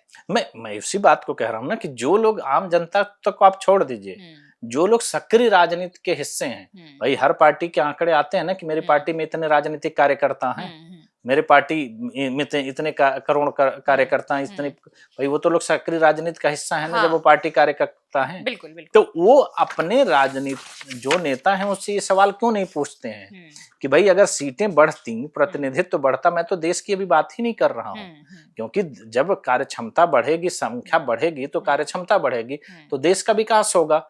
जब आप उसी राजनीति का हिस्सा हैं और ये सीटें बढ़ेंगी तो अवसर आपको मिलेगा। तो अगर अवसर आपको मिलेगा और उस अवसर का आप लाभ उठाने के लिए आवाज नहीं उठा पा रहे हैं तो राजनीति आप किसके लिए कर रहे हैं? बिल्कुल। अच्छा, आपके कुछ इंटरव्यूज वगैरह भी मैं देख रही थी, उसमें आप ये कहते हैं कि अभी जो SIR चल रहा है वो डिलिमिटेशन को इग्नोर करने के लिए या कहीं ना कहीं उसको पीछे करने के लिए वो किया जा रहा है, या उसके होने से इसको कहीं ना कहीं नुकसान होगा।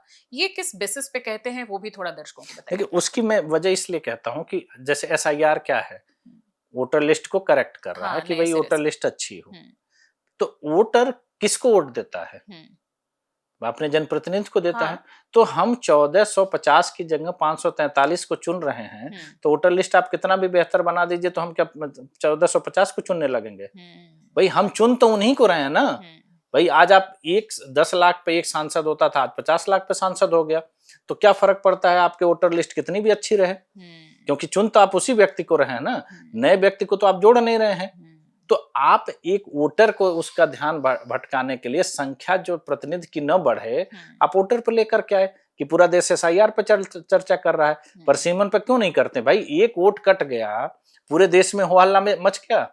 देश में 907 सांसद मिसिंग हैं और 7,000 के आसपास विधायक मिसिंग हैं। अगर परिसीमन के हिसाब से होता उस पर कोई क्यों नहीं बात कर रहा है? तो मैंने क्या कहा कि हमेशा एक मुद्दे को दबाने के लिए दूसरा मुद्दा उठाया जाता है।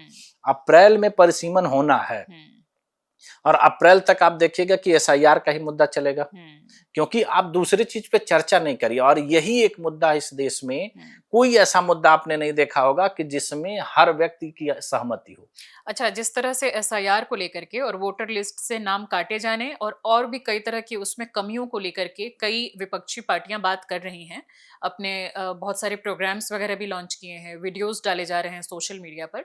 क्या आपने उनसे संपर्क करने की कोशिश की कि इसके साथ साथ इससे ज्यादा जरूरी मुद्दे परिसीमन पर भी आप बात करें, आप क्यों नहीं कर रहे हैं? इस तरह का कोई कांटेक्ट किया आपने?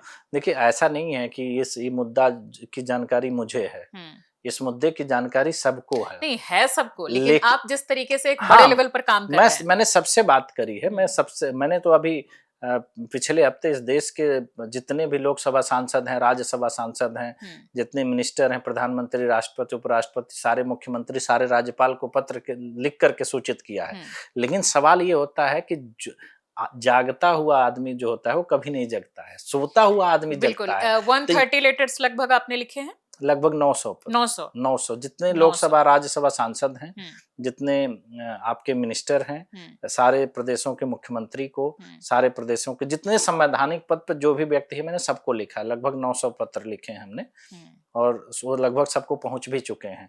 लेकिन सवाल हमेशा यही होता है कि ऐसा नहीं है कि इस चीज को लोग नहीं जानते। जिस लोगों ने इस पे रोक लगाई है उनको तो पता है ना कि उन्होंने रोक क्यों लगाई है।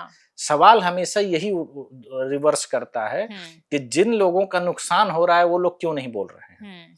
और इसकी सिर्फ और सिर्फ ये वजह है कि उनको राजनीतिक फायदा हो रहा है और इस मुद्दे को इस तरीके से गौड़ किया जा रहा है कि जिसपे आप चर्चा भी ना करें। और अगर आप चर्चा ही नहीं करेंगे तो उस पर बात कैसे करेंगे? आप अपने अधिकारों को ही नहीं, आप रोजगार की बात करते हैं कि महंगाई की बात करते हैं, तो भाई रोजगार और महंगाई की बात तो आप तब करिए ना जब आप अपने संसद अपने अधिकारों को तो सुरक्षित कर ले। जिस संसद में 1450 लोग बैठने चाहिए वहां 543 लोग बैठ रहे हैं। हाँ, बिल्कुल। और वो पूरे देश की बात कर रही है। और नया संसद भवन बना के तैयार किया गया, उसकी क्षमता भी बहुत अच्छी खासी रखी गई। नहीं, मैं क्या कह रहा हूँ उसका उसकी भी संख्या भी पर्याप्त नहीं है। हाँ ठीक है, वो उसके लिए और बढ़ाया जाए। मैंने क्या कहा कि हम आज एक बात बताइए, सोचने वाला सवाल है कि जब देश की राजधानी अंग्रेजों ने बनाई थी, लगभग 100 साल पहले बनाई थी और आज से 3 साल पहले उन्हीं के बनाए संसद भवन में हम लोग काम कर रहे थे ना। तो उनका विजन आज के 100 साल आगे तक का संसद को लेकर के था ना। हमारा विजन कहाँ है? हम आज संसद जो भवन बनाए हैं उसमें क्षमता कितनी है? हमारे पास 1450 सांसद होने चाहिए। जो आंकड़े के अनुसार मैं बता रहा हूँ 1450 सांसद होने चाहिए। 1450 लोकसभा सांसदों की बैठने की क्षमता ही नहीं है। अच्छा, आप हमारे आम दर्शकों के लिए एक बार इसको थोड़ी सी सरल भाषा में बता दीजिए कि आप जो ये सांसदों की संख्या की बात कर रहे हैं वो किस बेसिस पर है? कितनी जनसंख्या पर एक एरिया डिसाइड होना चाहिए जो कि नियम के अंतर्गत है और उस पर एक व्यक्ति को सांसद होना चाहिए? देखिए, जो लास्ट परिसीमन हुआ था उसी के आंकड़ों की मैं बात कर रहा हूँ कि 1972 में जब परिसीमन हुआ था तो देश की आबादी जो थी वो 54 करोड़ 80 लाख थी। ठीक है। उस आधार पर 543 सांसदों की जो संख्या हुई वो लगभग 10 लाख की संख्या पे एक सांसद हो रहे थे। ठीक है। और आज 145 है तो उसको 10 से डिवाइड कर दीजिए तो संख्या जो होती है 1450 हो जाती है। ठीक है। उस समय विधानसभा जो थी वो थी 1,37,000 की संख्या पे। ठीक है। ठीक है। और उसी के आधार पर अगर हम करते हैं तो 10,500 विधायक हो जाते हैं। तो ये हम आखिरी आंकड़े के आधार पर कह रहे हैं कि जो आखिरी आंकड़ों के आधार पर परिसीमन हुआ था। हाँ। और ये मैक्सिमम साइज है। हम तो देखिए, मैंने क्या कहा, एक आदर्श ये व्यवस्था नहीं है, ये हमारी वो व्यवस्था है कि जो हमने पहले अपनाया हुआ था। ये उसमें मैं एक आदर्श की बात नहीं करता हूँ क्योंकि पूरे अगर विश्व को आप उठा करके देखेंगे तो सबसे ज्यादा जनसंख्या पर अगर कोई सांसद है तो वो है अमेरिका में। वहां 6 लाख की जनसंख्या पे एक सांसद होता है। और अगर पूरे यूरोप को आप देख लेंगे तो यूरोप में 2 लाख से भी कम है, 1.5 लाख की संख्या से कम पे सांसद है। बिल्कुल, तो हम आदर्श स्थिति की बात नहीं कर रहे हैं। हाँ, हम उस स्थिति की बात कर रहे हैं जो हम कर सकते हैं, जो हमने किया है, हाँ, जो हम पहले कर चुके हैं। हाँ, अब जो हमारा डेटा है, जो आंकड़ों के आधार पर हम पहले कर चुके, वही आधार हम बता रहे हैं।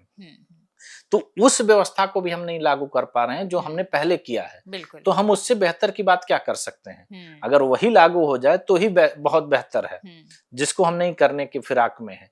तो मेरा कहने का मतलब है कि जब देश लोकतंत्र से चलता है, हमारी सरकार से चलता है, और सरकार चुनने की जो प्रक्रिया है, भाई एसआईआर जो आप पूछ रही हैं, एसआईआर वोटर को चुनने की एक प्रक्रिया है कि वोटर सही हो जो प्रतिनिधि को चुने।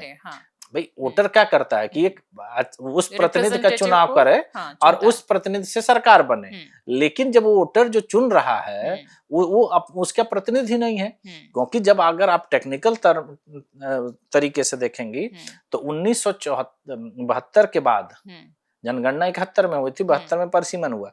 1971 के बाद पैदा हुआ कोई व्यक्ति इस लोकतंत्र में उसका प्रतिनिधित्व नहीं है, क्योंकि 71 के आधार पर अगर 543 थे तो 71 के पीछे के लोगों के ही हुए ना। बिल्कुल। हमारे और आपके अगर हम उसके बाद पैदा हुए हैं तो हमारा जनप्रतिनिधि कौन है जब वो बढ़ा ही नहीं तो। हाँ। तो सवाल ये है कि हमने प्रदेश बदल जाते हैं। भाई लोकतंत्र में क्यों ये अधिकार दिए गए कि समय समय पर देखिए देश की आजादी के बाद कितने नए प्रदेश बने, कितने नए जिले बने, कितनी सारी व्यवस्थाएं, ये इसीलिए किया गया था ना कि समय को देखते हुए। आज सरकार ये घोषणा करती है, ये बड़े दावों के साथ कहती है कितने एयरपोर्ट बन गए, क्यों बनाने की जरूरत पड़ी? क्योंकि आबादी बढ़ी, तो उस बेसिस पर अगर आप उन चीजों को बढ़ा रहे हैं तो सांसद और ये तो मैंने क्या तो बढ़ने चाहिए। ये तो संवैधानिक है। बाकी व्यवस्था एक व्यवहारिक है कि आपको बनाने चाहिए। जैसे बात होती है, अभी जेपी नड्डा जी ने पीछे ये एक संसद में अपना व्यक्तित्व दिया था कि कितने संख्या पर कितने डॉक्टर होने चाहिए, कितने टीचर होने चाहिए, कितने पुलिसकर्मी होने चाहिए, एक आदर्श स्थिति बताई।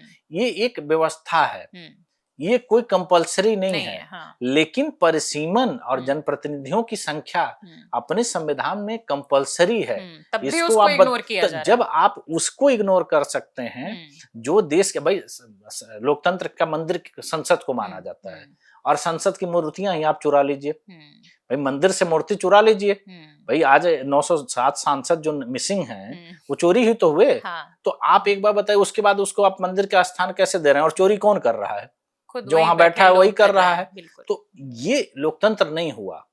और इसीलिए आप देखेंगे कि जो बहुत सारी ऐसी व्यवस्थाएं जो आर्थिक तौर पर देखेंगे या व्यवहारिक तौर पर देखेंगे कि विश्व के बहुत सारे देश जो हमसे पीछे थे, हमसे आगे क्यों निकल गए? क्योंकि हम आपस में लड़ रहे हैं, हम अपने लोगों से लड़ रहे हैं, हम बाहर तो लड़ नहीं रहे हैं। मैंने क्या कहा कि आप अपने युवाओं का ही हक तो मार रहे हैं ना। आज आप अपनी आधी आबादी का महिला आरक्षण के नाम पर हक मार रहे हो, आप उसको लागू नहीं कर रहे हो। तो आपको बाहरी लोगों से मुकाबला करना चाहिए। पूरे विश्व में जब मुकाबले की बात आएगी तो बाहरी देशों से आप करिए मुकाबला। आप उनसे मुकाबला ना करके आप अपने लोगों से मुकाबला कर रहे हैं, अपने युवाओं का हक मार रहे हैं, अपने महिलाओं का हक मार रहे हैं, आप दलितों के साथ इस तरह का भेदभाव कर रहे हैं, उनका हक मार करके आप बैठे। तो आप कैसे सोच रहे हैं कि हम बेहतर भारत बना कैसे फिर विश्व गुरु बनेंगे? उसकी तो शुरुआत तक आप अपने घर से नहीं कर पा रहे हैं। तो हमेशा यही चीज मानी जाती है ना कि आप फेयर डील करिए, जो बेहतरीन हो उसको मौका दीजिए। भाई किसी चीज को बेहतर बनाने के लिए का यही अवसर होता है। आज हम ये आंकड़े देते हैं ना कि इतनी कंपनियों के सीईओ हमारे देश के हैं, भारतीय मूल के हैं, लेकिन भारत में कितने हैं? क्यों नहीं है भारत में? इस पर सवाल नहीं होता। क्योंकि ये मैंने क्या कहा कि आप अपने देश के युवा को कहाँ मौका दे रहे हैं? जब उसको आप मौका नहीं देंगे तो अपने मौके की तलाश में कहीं जाएगा। यही होता है, एक नैसर्गिक सिद्धांत है। होगा डेफिनेटली। भाई आप एक बार बताइए कि अभी यूएस के प्रेसिडेंट के इलेक्शन में कमला हैरिस प्रत्याशी थी। अगर वो जीत जाती तो अमेरिकी मूल की भारतीय राष्ट्रपति होती। भारतीय मूल और हमारे देश ने इस पर कितना गर्व किया था, बहुत चर्चाएं हुई थी। बिल्कुल। अपने देश में आप क्यों प्रधानमंत्री कैंडिडेट नहीं महिला को बना देते? बिल्कुल बनाइए। अपने देश में कितनी मुख्यमंत्री हैं जो महिला हैं? उस लेवल तक किसी महिला को यूथ को पहुंचने ही नहीं दिया जाता। कैंडिडेट बनाना मैंने क्या कहा, ये कौन रोक रहा है? ये रोकने की व्यवस्था किसने की है? हमने ही की है ना। तो हम किससे लड़ रहे हैं? अपने देशवासियों से लड़ रहे हैं। राजीव गांधी इस देश के 40 साल में प्रधानमंत्री बन जाते हैं, लेकिन वो यूथ की वजह से थोड़े न बने, वो तो अपने फैमिली डायनेस्टी की वजह सवाल से बने। यही उठा ना कि जब वो प्रधानमंत्री बन रहे थे तो इस देश की जनता ने क्यों नहीं कहा कि राजीव गांधी क्यों प्रधानमंत्री बन रहे हैं? उनका राजनीति से कोई लेना देना नहीं था। उनको सीधे बुलाया जाता और देश का प्रधानमंत्री बना दिया जाता। और आप फिर कह रहे हैं कि देश में लोकतंत्र है। भाई इतना तो हमको लग रहा है कि राजतंत्र में नहीं होता होगा। राजा का लड़का पहले से ही तो उसी राजतंत्र का हिस्सा रहा होगा। उसको चीजों की जानकारी रहती होगी। यहाँ उनको जबरदस्ती ला करके थोप दिया गया। तो कहने का ये मतलब है ना कि अगर हम एक युवा प्रधानमंत्री को देखते हैं तो राजीव गांधी जी हैं, और वो भी परिवारवाद से बनते हैं। जितने बड़े मुख्यमंत्री नाम आप सुन रहे हैं जो कम एज में मुख्यमंत्री बने, वो कैसे बने हैं? वो किसी परिवार विशेष से बने हैं। तो सवाल ये उठता है कि जब विश्व में हम युवाओं की बात करते हैं कि हमारा देश सबसे युवा देश है, तो युवा दिखते क्यों नहीं? उनको दिखना चाहिए ना। ऑन पेपर है वो सब युवा, सिर्फ ऑन पेपर है कि दुनिया हम में क्या सबसे करें? ज्यादा युवा और भी बहुत सारी स्थितियां हैं। आप ये देखिए अपना देश का लोकतंत्र कितना खूबसूरत है कि कभी भी राज्यसभा को उच्च सदन कहा जाता है, लेकिन राज्यसभा प्रधानमंत्री नहीं चुनती है। प्रधानमंत्री का चुनाव सिर्फ और सिर्फ लोकसभा करती है। क्यों? क्योंकि हमारा लोकतंत्र की खूबसूरती यही थी, और लोकतंत्र बनाने वालों की कि चुनाव वही प्रधानमंत्री का करेगा जो डायरेक्ट चुना जाएगा। आज भी राष्ट्रपति के चुनाव में या किसी भी चुनाव में मनोनीत सदस्यों को वोट डालने का अधिकार नहीं है, क्योंकि ये माना जाता है कि आप मनोनीत किसी को भी कर सकते हैं, तो उनकी चुनाव में भागीदारी नहीं हो सकती। ये संविधान बनाने वालों की बारीकी आप समझिए। लेकिन जब वही राज्यसभा मंत्रिमंडल पे हावी होगी, जिस राज्यसभा को प्रधानमंत्री चुनने का अधिकार नहीं दिया जाएगा, वही राज्यसभा से अगर प्रधानमंत्री बनने लगे तो जनता का प्रतिनिधित्व होगा। ये फिर यही एक व्यवस्था है। आज आप देखिए कि लोकतंत्र की बात करी जाए तो मरते दम तक, मैं एक और एग्जांपल दे रहा हूं कि नानाजी देशमुख थे, बीजेपी के एक बड़े लीडर थे, और अभी जल्दी उनको भारत रत्न दिया गया था। उन्होंने मंत्री पद लेने से इसलिए मना कर दिया था कि उन्होंने ये कहा था कि 60 साल से अधिक उम्र के किसी भी व्यक्ति को किसी पद पे नहीं रहना चाहिए। उनको समाज सेवा करनी चाहिए और उस समाज सेवा के द्वारा देश का आगे बढ़ाना चाहिए। उन्होंने मंत्री पद नहीं लिया था। ऐसा नहीं था कि उन्होंने कहा था, उनको मिल रहा था, उन्होंने नहीं लिया था। उनके इस थॉट प्रोसेस को हम मतलब सपोर्ट कर रहे हैं कि उनको हम भारत रत्न दे रहे हैं, इसीलिए, और अभी जल्दी दे रहे हैं। बातों को हम नहीं मान रहे हैं। अब यही दोनों में फर्क है ना कि जब अगर हम उनके विचारों को मानते, विचारधारा से हम बिल्कुल अलग हैं। आप देखिए राज्यसभा आप बना सकते हैं, भाई मैं कह रहा हूँ कि आप चुनाव में मत दीजिए मौका। राज्यसभा में युवा को तो आप सीधे ला सकते हैं, आपके लड़के राज्यसभा सीधे आ जाते हैं। दूसरे राज्यपाल के पद होते हैं, उस पे आप क्यों युवा को नहीं लाते हैं? भाई देश का राष्ट्रपति युवा नहीं बन सकता। संविधान में क्यों कहा गया कि राष्ट्रपति बनने की उम्र 70 साल थोड़ी है? तो जब नहीं है तो आप, मैंने क्या कहा कि आपने 20 बार एक काम किया, एक बार किसी युवा को मौका दे करके देखिए। भाई अब तक तो वरिष्ठ ही लोग देश के राष्ट्रपति बने हैं, वरिष्ठ ही लोग देश के प्रधानमंत्री बने, और हम कौन से विश्वगुरु बन गए? हम कौन से 75 साल बाद विकसित भारत बन गए? तो एक बार राष्ट्रपति प्रधानमंत्री तो छोड़ दीजिए, जिस तरीके से आपने जो अपने डिस्कशन की जब हमने शुरुआत की थी, जब वो उसमें घुस ही नहीं सकते तो वो तो बहुत बड़े लेवल की बात है। मैं क्या कह रहा हूँ, तो इस बात को कहने में एकदम साफ सुथरे शब्दों में कहना चाहिए ना कि हम लोकतंत्र में नहीं जी रहे हैं। हम अपनी व्यवस्था अपने तरीके से कर रहे हैं, क्योंकि अगर हम लोकतंत्र में जी रहे होते तो हम ये चीज होते हुए दिखते, हमारे सामने वो चीजें दिखाई देती। मैं कह रहा हूँ कि मुख्यमंत्री कितने हैं देश के, कितनी महिला मुख्यमंत्री हैं या कितने युवा मुख्यमंत्री हैं? तो आप अगर नहीं कर रहे हैं तो इससे जो मैंने क्या कहा कि मैसेज कन्वे नहीं होता है। जब किसी भी जगह पर आपको कोई व्यक्ति ऐसा नहीं दिखता है जिससे आप प्रेरित होइए। भाई देश की आजादी की जब लड़ाई चल रही थी तो देश आजाद कैसे हुआ? उस समय बहुत बड़े बड़े नायक हुए जिसको देख करके लोग प्रेरित हुए, और उसमें बहुत यंग लोग भी थे। मैंने क्या कहा, उन्होंने कुर्बानी दी। भाई जब उन्होंने कुर्बानी दी तभी तो देश प्रेरित हुआ। बिल्कुल 18-19 साल के लड़कों की संख्या अच्छी खासी, कितने लोगों को फांसी हुई, कितने लोगों को सजाएं हुई, तब देश प्रेरित हुआ, तब देश आजाद हुआ। आप जब तक उनको प्रेरणा नहीं दे पाएंगे, अगर मुझे ये लगता है कि आप मेरा हक मार रहे हैं तो मैं कैसे आपसे प्रेरित होऊंगा? और देखिए लीडर जो होता है ना, नेता और नायक दो अलग शब्द होते हैं। नायक, देश को हमेशा नायक की जरूरत होती है। किसी भी चीज में नायक जो होता है वो महान होता है, क्योंकि नायक किसी के रास्ते के रुकावट नहीं होता है। वो हमेशा रास्ता प्रशस्त करता है। कभी आप देखिएगा कि वो जो अगर हम नेचुरली बात करते हैं तो जानवरों में सिद्धांत बहुत आता है कि ग्रुप का एक नायक होता है, वो सारा रिस्क खुद पे लेता है। तो ये उसका ही सिद्धांत इसीलिए होता है क्योंकि वो रास्ते सबसे फ्रंट पे होता है, वो लोगों के लिए एग्जाम्पल सेट करता है। वो ये नहीं होता है कि आपके कंधे पे बैठ करके वो शासन करता है। उसके अंदर वही एक खूबी होती है जो उसको महान बनाती है, क्योंकि आप उससे सीखते हो। आपको लगता है कि नहीं, मुझको इस जैसे बनना चाहिए। जैसे बात मैंने क्या कहा क्रिकेट की, लोग सचिन तेंदुलकर के जैसा बनना चाहते हैं, विराट कोहली, MS धोनी की तरह लोग बनना चाहते हैं। तो उन्होंने एक एग्जाम्पल दिया है कि आप उनकी तरह जब बनने की सोचेंगे तो आप बेहतर होंगे। हमारी राजनीति ने क्या दिया है? कोई भी व्यक्ति, एक सर्वे आप करा लीजिए कि देश की राजनीति में कोई भी व्यक्ति किस नेता की तरह बनना चाहता है? कोई आदर्श उसका व्यक्तित्व है कि जिसके आधार पर तो नहीं है। तो क्यों नहीं है? क्योंकि आप सत्ता संभालना कोई बड़ी बात नहीं है, आपके अंदर नेतृत्व वाला वो गुण नहीं है, आप नायक नहीं हैं। आप नेता हैं। नायक आप जिस दिन बनेंगे, क्योंकि नायक चाहिए होता है भाई। लोकतंत्र आप छोड़ दीजिए, किसी भी चीज में, मैंने क्या कहा, जीव जंतु हर जगह नायक होता है। देश में आज कोई भी वैसा बड़ा नेता, कोई एक जिस प्रोटैगनिस्ट की हम बात करें, नायक की बात कर रहे हैं, वो यूथ के सामने नहीं है। क्या यूथ या महिलाएं इस वजह से ही काफी ज्यादा उदासीन है पॉलिटिक्स को लेकर? बिल्कुल इसी वजह से है, और इसी व्यवस्था को ही जन्म देने के लिए परिसीमन को रोक लगाई गई थी। क्योंकि नए लोग आएंगे नहीं, तो नए लोग जब आएंगे नहीं तो नायक बनेगा नहीं, और आप उदासीन होते जाएंगे समय के साथ। जैसे जब से इस लोकतंत्र का समय बढ़ता जाएगा, उदासीनता और बढ़ती जाएगी। और पॉलिटिक्स को अब एक गाली की तरह यूज किया जाता है। कहा जाता है आपस में बातचीत में कि ज्यादा पॉलिटिक्स मत करो।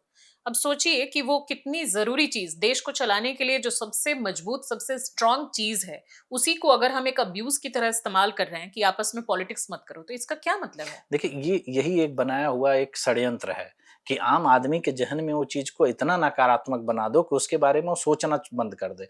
अगर पॉलिटिक्स इतना गलत होता तो किसी भी राजनीतिक दल के घर की बेटी बहू राजनीति में क्यों आती? सबके घर की हैं। आम आदमी इस बात से डरता है, हम और आप के परिवार से हम मना कर देंगे।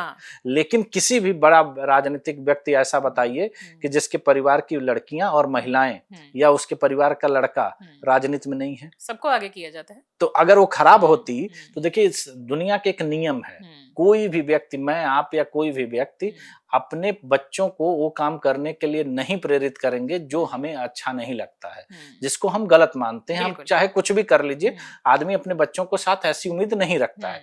राजनीति गंदी है, और सारे राजनेता अपने बच्चों को, अपने घर की महिलाओं को राजनीति में आगे लाते हैं। इसका क्या मतलब है? मैंने क्या कहा, ये एक सोची समझी साजिश है जिसमें हमको ऐसा बता दिया गया कि ये चीज गलत है, और आपका ध्यान उधर जाए ही नहीं, आप उसके बारे में सोचें ही नहीं। तो जब आपका ध्यान नहीं जाएगा, आप उसकी तरफ सोचेंगे ही नहीं, तो उसके करने के लिए आप प्रयास कैसे करेंगे? और यही हो रहा है। आप मीडिया को इसके लिए कितना जिम्मेदार मानते हैं, जिसमें कि कभी भी इस तरह के इम्पोर्टेंट डिस्कशन को जगह नहीं दी जाती जिस तरीके से दी जानी चाहिए? मीडिया को चौथा पिलर कहा जाता है डेमोक्रेसी का, लेकिन मुझे लगता है कि आज के डेट में मीडिया पॉलिटिक्स का एम्पलीफायर बन के रह गया है। किस तरीके से आप इसे देखते हैं? देखिए, मैं इसको भी एक उदाहरण के माध्यम से आपको देना चाहता हूँ। एक तो देखिए, पहले जब इंसान ये सोचने लगता है कि हर व्यक्ति का एक प्रोफेशन होता है, ठीक है, वो कुछ समय तक उसमें काम करता है, उसके बाद वो एक सामान्य नागरिक होता है। जैसे अगर आप मीडिया में होंगे तो 8 घंटे 10 घंटे आप एक मीडिया पर्सन के तौर पर करेंगे। उसके बाद आप किसी की पत्नी हो सकती है, बच्ची हो सकती है, माँ हो सकती है, कुछ भी हो सकती है, एक सामाजिक जीवन में आप आ जाते हैं। जब व्यक्ति उस चीज से नीचे नहीं आ पाता है, जब वो मान लेता है कि उसका प्रोफेशन उसके व्यक्तित्व पे हावी हो जाता है, तो 24/7 वही काम करता है। अब उसके एक और एग्जांपल के तौर पे मैं दे रहा हूं कि जो आपने कहा चौथा पिलर, हम लोग NCR में रह रहे हैं, आज बात हो रही बहुत प्रदूषण की। इस NCR में देश के सबसे सशक्त लोग रहते हैं। बिल्कुल। भारत के प्रधानमंत्री, राष्ट्रपति, तीनों सेनाओं के प्रमुख, सारी ब्यूरोक्रेसी, सुप्रीम कोर्ट, और अगर मीडिया चौथा स्तंभ है तो मीडिया भी नोएडा में ही है, तो पूरा है। प्रदूषण पर एक शब्द किसी व्यक्ति को आपने बोलते सुना है? क्यों नहीं बोलता? यहाँ तो मान लीजिए राजनीति है ही नहीं, यहाँ तो आपका पक्ष विपक्ष है ही नहीं, यहाँ तो किसी से आपका विरोध है ही नहीं, यहाँ तो आपका व्यक्तिगत मामला है कि आपको भी दिक्कत होगी, मुझे भी दिक्कत होगी, सबको दिक्कत होगी। क्यों नहीं बोलता है? क्योंकि आप उस प्रोफेशन से बाहर नहीं आ पा रहे हैं। आपको ये लग रहा है कि हम एज ए एंकर या एज ए मीडिया कर्मी हमारा ये काम है तो हम यही कर रहे हैं। ये नहीं समझ रहे हैं कि 18 घंटा आप एक सामान्य नागरिक हैं। एक नागरिक के अधिकार क्या होते हैं। आज देश का प्रधानमंत्री हो या चीफ जस्टिस हो या कोई भी व्यक्ति हो, उस पद पे कुछ समय तक बैठता है। भाई अब चीफ जस्टिस अगर कोर्ट में नहीं बैठे हैं तो आम आदमी ही है ना। एक दिन उनको घूमते हुए उनको लगा कि प्रॉब्लम हुई तो उनको लगा अब आज प्रॉब्लम नहीं हो रही है। हर शख्स को है, हर व्यक्ति के घर में बुजुर्ग है, बच्चे हैं, लेकिन वो बोलने को तैयार उसी नहीं है। दिन हुई, उसके बाद तो उन्होंने भी नहीं बोला। तो सवाल ये है ना कि वो ये नहीं मान रहे हैं कि हम एक नागरिक हैं। चीफ जस्टिस आप उतने समय तक हैं जब तक एक पद पर आप हैं या आप अपने ऑफिस में, उसके बाद आप किसी के पिता हैं, किसी के पुत्र हैं, किसी के भाई हैं और इस देश के एक आम नागरिक हैं। हम ये भूल गए हैं। क्योंकि आपको एग्जाम्पल से ही मैं बता रहा हूँ, इंदौर इस देश का एक शहर है। हाँ, सबसे साफ सुथरा। जी, आपको पता है कि ये सबसे साफ सुथरा है। क्यों? क्योंकि जबकि इंदौर मध्य प्रदेश का एक शहर है। इंदौर की मध्य प्रदेश की राजधानी भोपाल है। तो अगर प्रशासन स्वच्छता की बात करता तो भोपाल नंबर 1 होता। बिल्कुल। लेकिन इंदौर क्यों है? आम जनता में बहुत जागरूकता है। छोटे छोटे बच्चे, 5 साल के बच्चे भी आपको डांट देंगे अगर आप रोड पर कुछ कचरा फेंकते हुए दिख जाएंगे। तो ये जागरूकता, क्योंकि वहां का जो नागरिक है ना, उसको इस बात का एहसास है कि स्वच्छता क्या है, अपनी जिम्मेदारियां वो अपनी जिम्मेदारियों को जानता है। उसको पता है कि हम पहले नागरिक हैं, तब उसके बाद हम कुछ और हैं। हम यही पूरे देश में भूल चुके हैं। हमको ये पता है कि मैं ये व्यक्ति हूँ, मैं ये व्यक्ति हूँ, मैं ये मानता ही नहीं हूँ कि मैं इस देश का नागरिक हूँ। अरे लोग अपने आप को, कोई बीजेपी का समर्थक है, कोई कांग्रेस का है, कोई एसपी, कोई आरजेडी का है, अपना व्यक्तित्व तो वास्तव में वो लोग भूल चुके हैं। तो मैंने क्या कहा कि इस पूरे देश की एक परंपरा बन गई है कि आप जिस पद पे है ना, आपका व्यक्तित्व वही आप मान के चल रहे हैं। अगर कोई अधिकारी है, अगर कोई डीएम है, कमिश्नर है, कुछ भी है, तो वही मान रहा है। अरे भाई, उसके बाद पहले आप इस देश के नागरिक हैं, एक आम इंसान हैं। अगर समस्याएं हैं तो आपको भी उससे का सामना करना पड़ेगा। अगर ट्रैफिक लगेगा तो ये नहीं देखेगा कि वो आप व्यक्ति कौन है, सबके लिए होगा। अगर पोल्यूशन है तो सबके लिए होगा। अगर कोई और भी चीजें होती हैं, जैसे महंगाई बढ़ रही है, बेरोजगारी बढ़ रही है, तो सबके लिए होती है। तो हम ये मानने के लिए नहीं तैयार हैं। एज ए मीडिया कर्मी आपको ये लगता है कि हमारा काम क्या है? हमारा काम यही है, हमको कुछ नहीं फर्क पड़ता है। हाँ, जाएंगे बस अपना बुलेटिन करेंगे, लाइव करेंगे, मैंने क्या कहा कि आपका एक नागरिक के तौर पे जो जिम्मेदारी है आप उसको निभाइए ना। आप अपने काम में, मैं कह रहा हूँ कि कुछ भी करिए, मुझे इस बात से कोई फर्क नहीं पड़ता। मुझे लगता है कि मीडिया पर्सन या बाकी लोगों को भी ऐसा लगता होगा कि उनमें डर है, कि उनको लगेगा कि अगर मैं इसके खिलाफ कुछ बोलूं, कुछ ट्वीट करूं, कुछ सोशल मीडिया पर डालूं या ऐसे कुछ बोलूं, तो ये शायद गवर्नमेंट के खिलाफ होगा, सरकार बुरा मान जाएगी। कहीं ना कहीं उनके दिमाग में ये भी है, इसको भी मानना पड़ेगा। दिमाग में क्यों है? क्योंकि आप उसी तरह की एक सोच को खुद से डेवलप कर लिए। मैंने क्या कहा, फायदा उठा रहे हैं। मैंने क्या कहा कि आप प्रदूषण पे बोलिए, तो इससे किसकी खिलाफत हो सकती है? या मैं कह रहा हूँ आप बोलिए मत, प्रदूषण के खिलाफ आप कुछ करिए ना। आप भी तो कुछ स्टेप ले सकते हैं। सिंपल सी बात, मैंने क्या इंदौर का एग्जांपल दिया कि इंदौर में सरकार के भरोसे नहीं वहां सफाई हो रही है। तो क्या नोएडा, दिल्ली, गुड़गांव और फरीदाबाद अपने आप को साफ नहीं कर सकता? बिल्कुल। क्यों नहीं कर सकता? क्योंकि वो मानता ही नहीं है कि ये हमारी सफाई है। भैया, हर व्यक्ति का घर साफ होता है ना। घर के बाहर की चीजें गंदी होंगी, घर अंदर साफ होगा, लेकिन आपकी सोसाइटी में आप काम नहीं करेंगे। बगल की जो गली है, जो नाले हैं, वहां पर आप कूड़े फेंकेंगे, सड़कों पर आप कूड़े फेंकेंगे। चलती गाड़ियों से मैंने देखा अच्छे खासे लोग कूड़े फेंकते हैं सड़कों पर। यही मैं कह रहा हूं ना कि यही सोच जो है हमको अलग बनाती है, क्योंकि हम ये मानने को तैयार ही नहीं है कि ये हमारा है। जब तक हम किसी चीज को अपना नहीं मानते हैं, तब तक वो इसी तरह की भावनाओं से होगा। और यही एक विकास की जो परिभाषा होती है ना, विकास हमेशा मानसिक होता है। बिल्कुल। हाँ। आपने देखा होगा कि अभी बहुत सारे लोगों को पद्मश्री, पद्म भूषण प्राप्त हुआ। ऐसे ऐसे व्यक्तियों के नाम सामने आए कि जिसकी कल्पना नहीं करी जा सकती। एक आदमी ने पूरा जंगल उगा दिया। एक महिला थी कर्नाटक की, उन्होंने कितने पीपल के वृक्ष लगा दिए। तो उन्होंने किसी का इंतजार थोड़ी किया। समाज में बदलाव लाने के लिए, जैसे किसी ने एक लाइन लिखी है कि अंधकार को क्यों धिक्कारें, अच्छा है एक दीप जला ले। तो वो दीप जलाने के लिए आपको जनसमूह की जरूरत क्यों पड़ती है? वो शुरुआत आप क्यों नहीं करते? और छोटी छोटी चीजों से भी हम शुरुआत कर सकते हैं, जैसे पब्लिक ट्रांसपोर्ट यूज कर सकते हैं। पोल्यूशन की जहां तक बात है, गाड़ियों को अवॉइड करें, भी हम कर सकते हैं। सिविक सेंस को लेकर के लोगों को जागरूक करें। हमने क्या कहा, हम किसी को नहीं जागरूक करें, खुद रहें। पहले सबसे पहले जैसे ही आप किसी चीज बच्चों को करें, जैसे आप, आपका बच्चा भी कर लेगा, क्योंकि वो हम ही से सीखता है। समाज कैसे बनता है?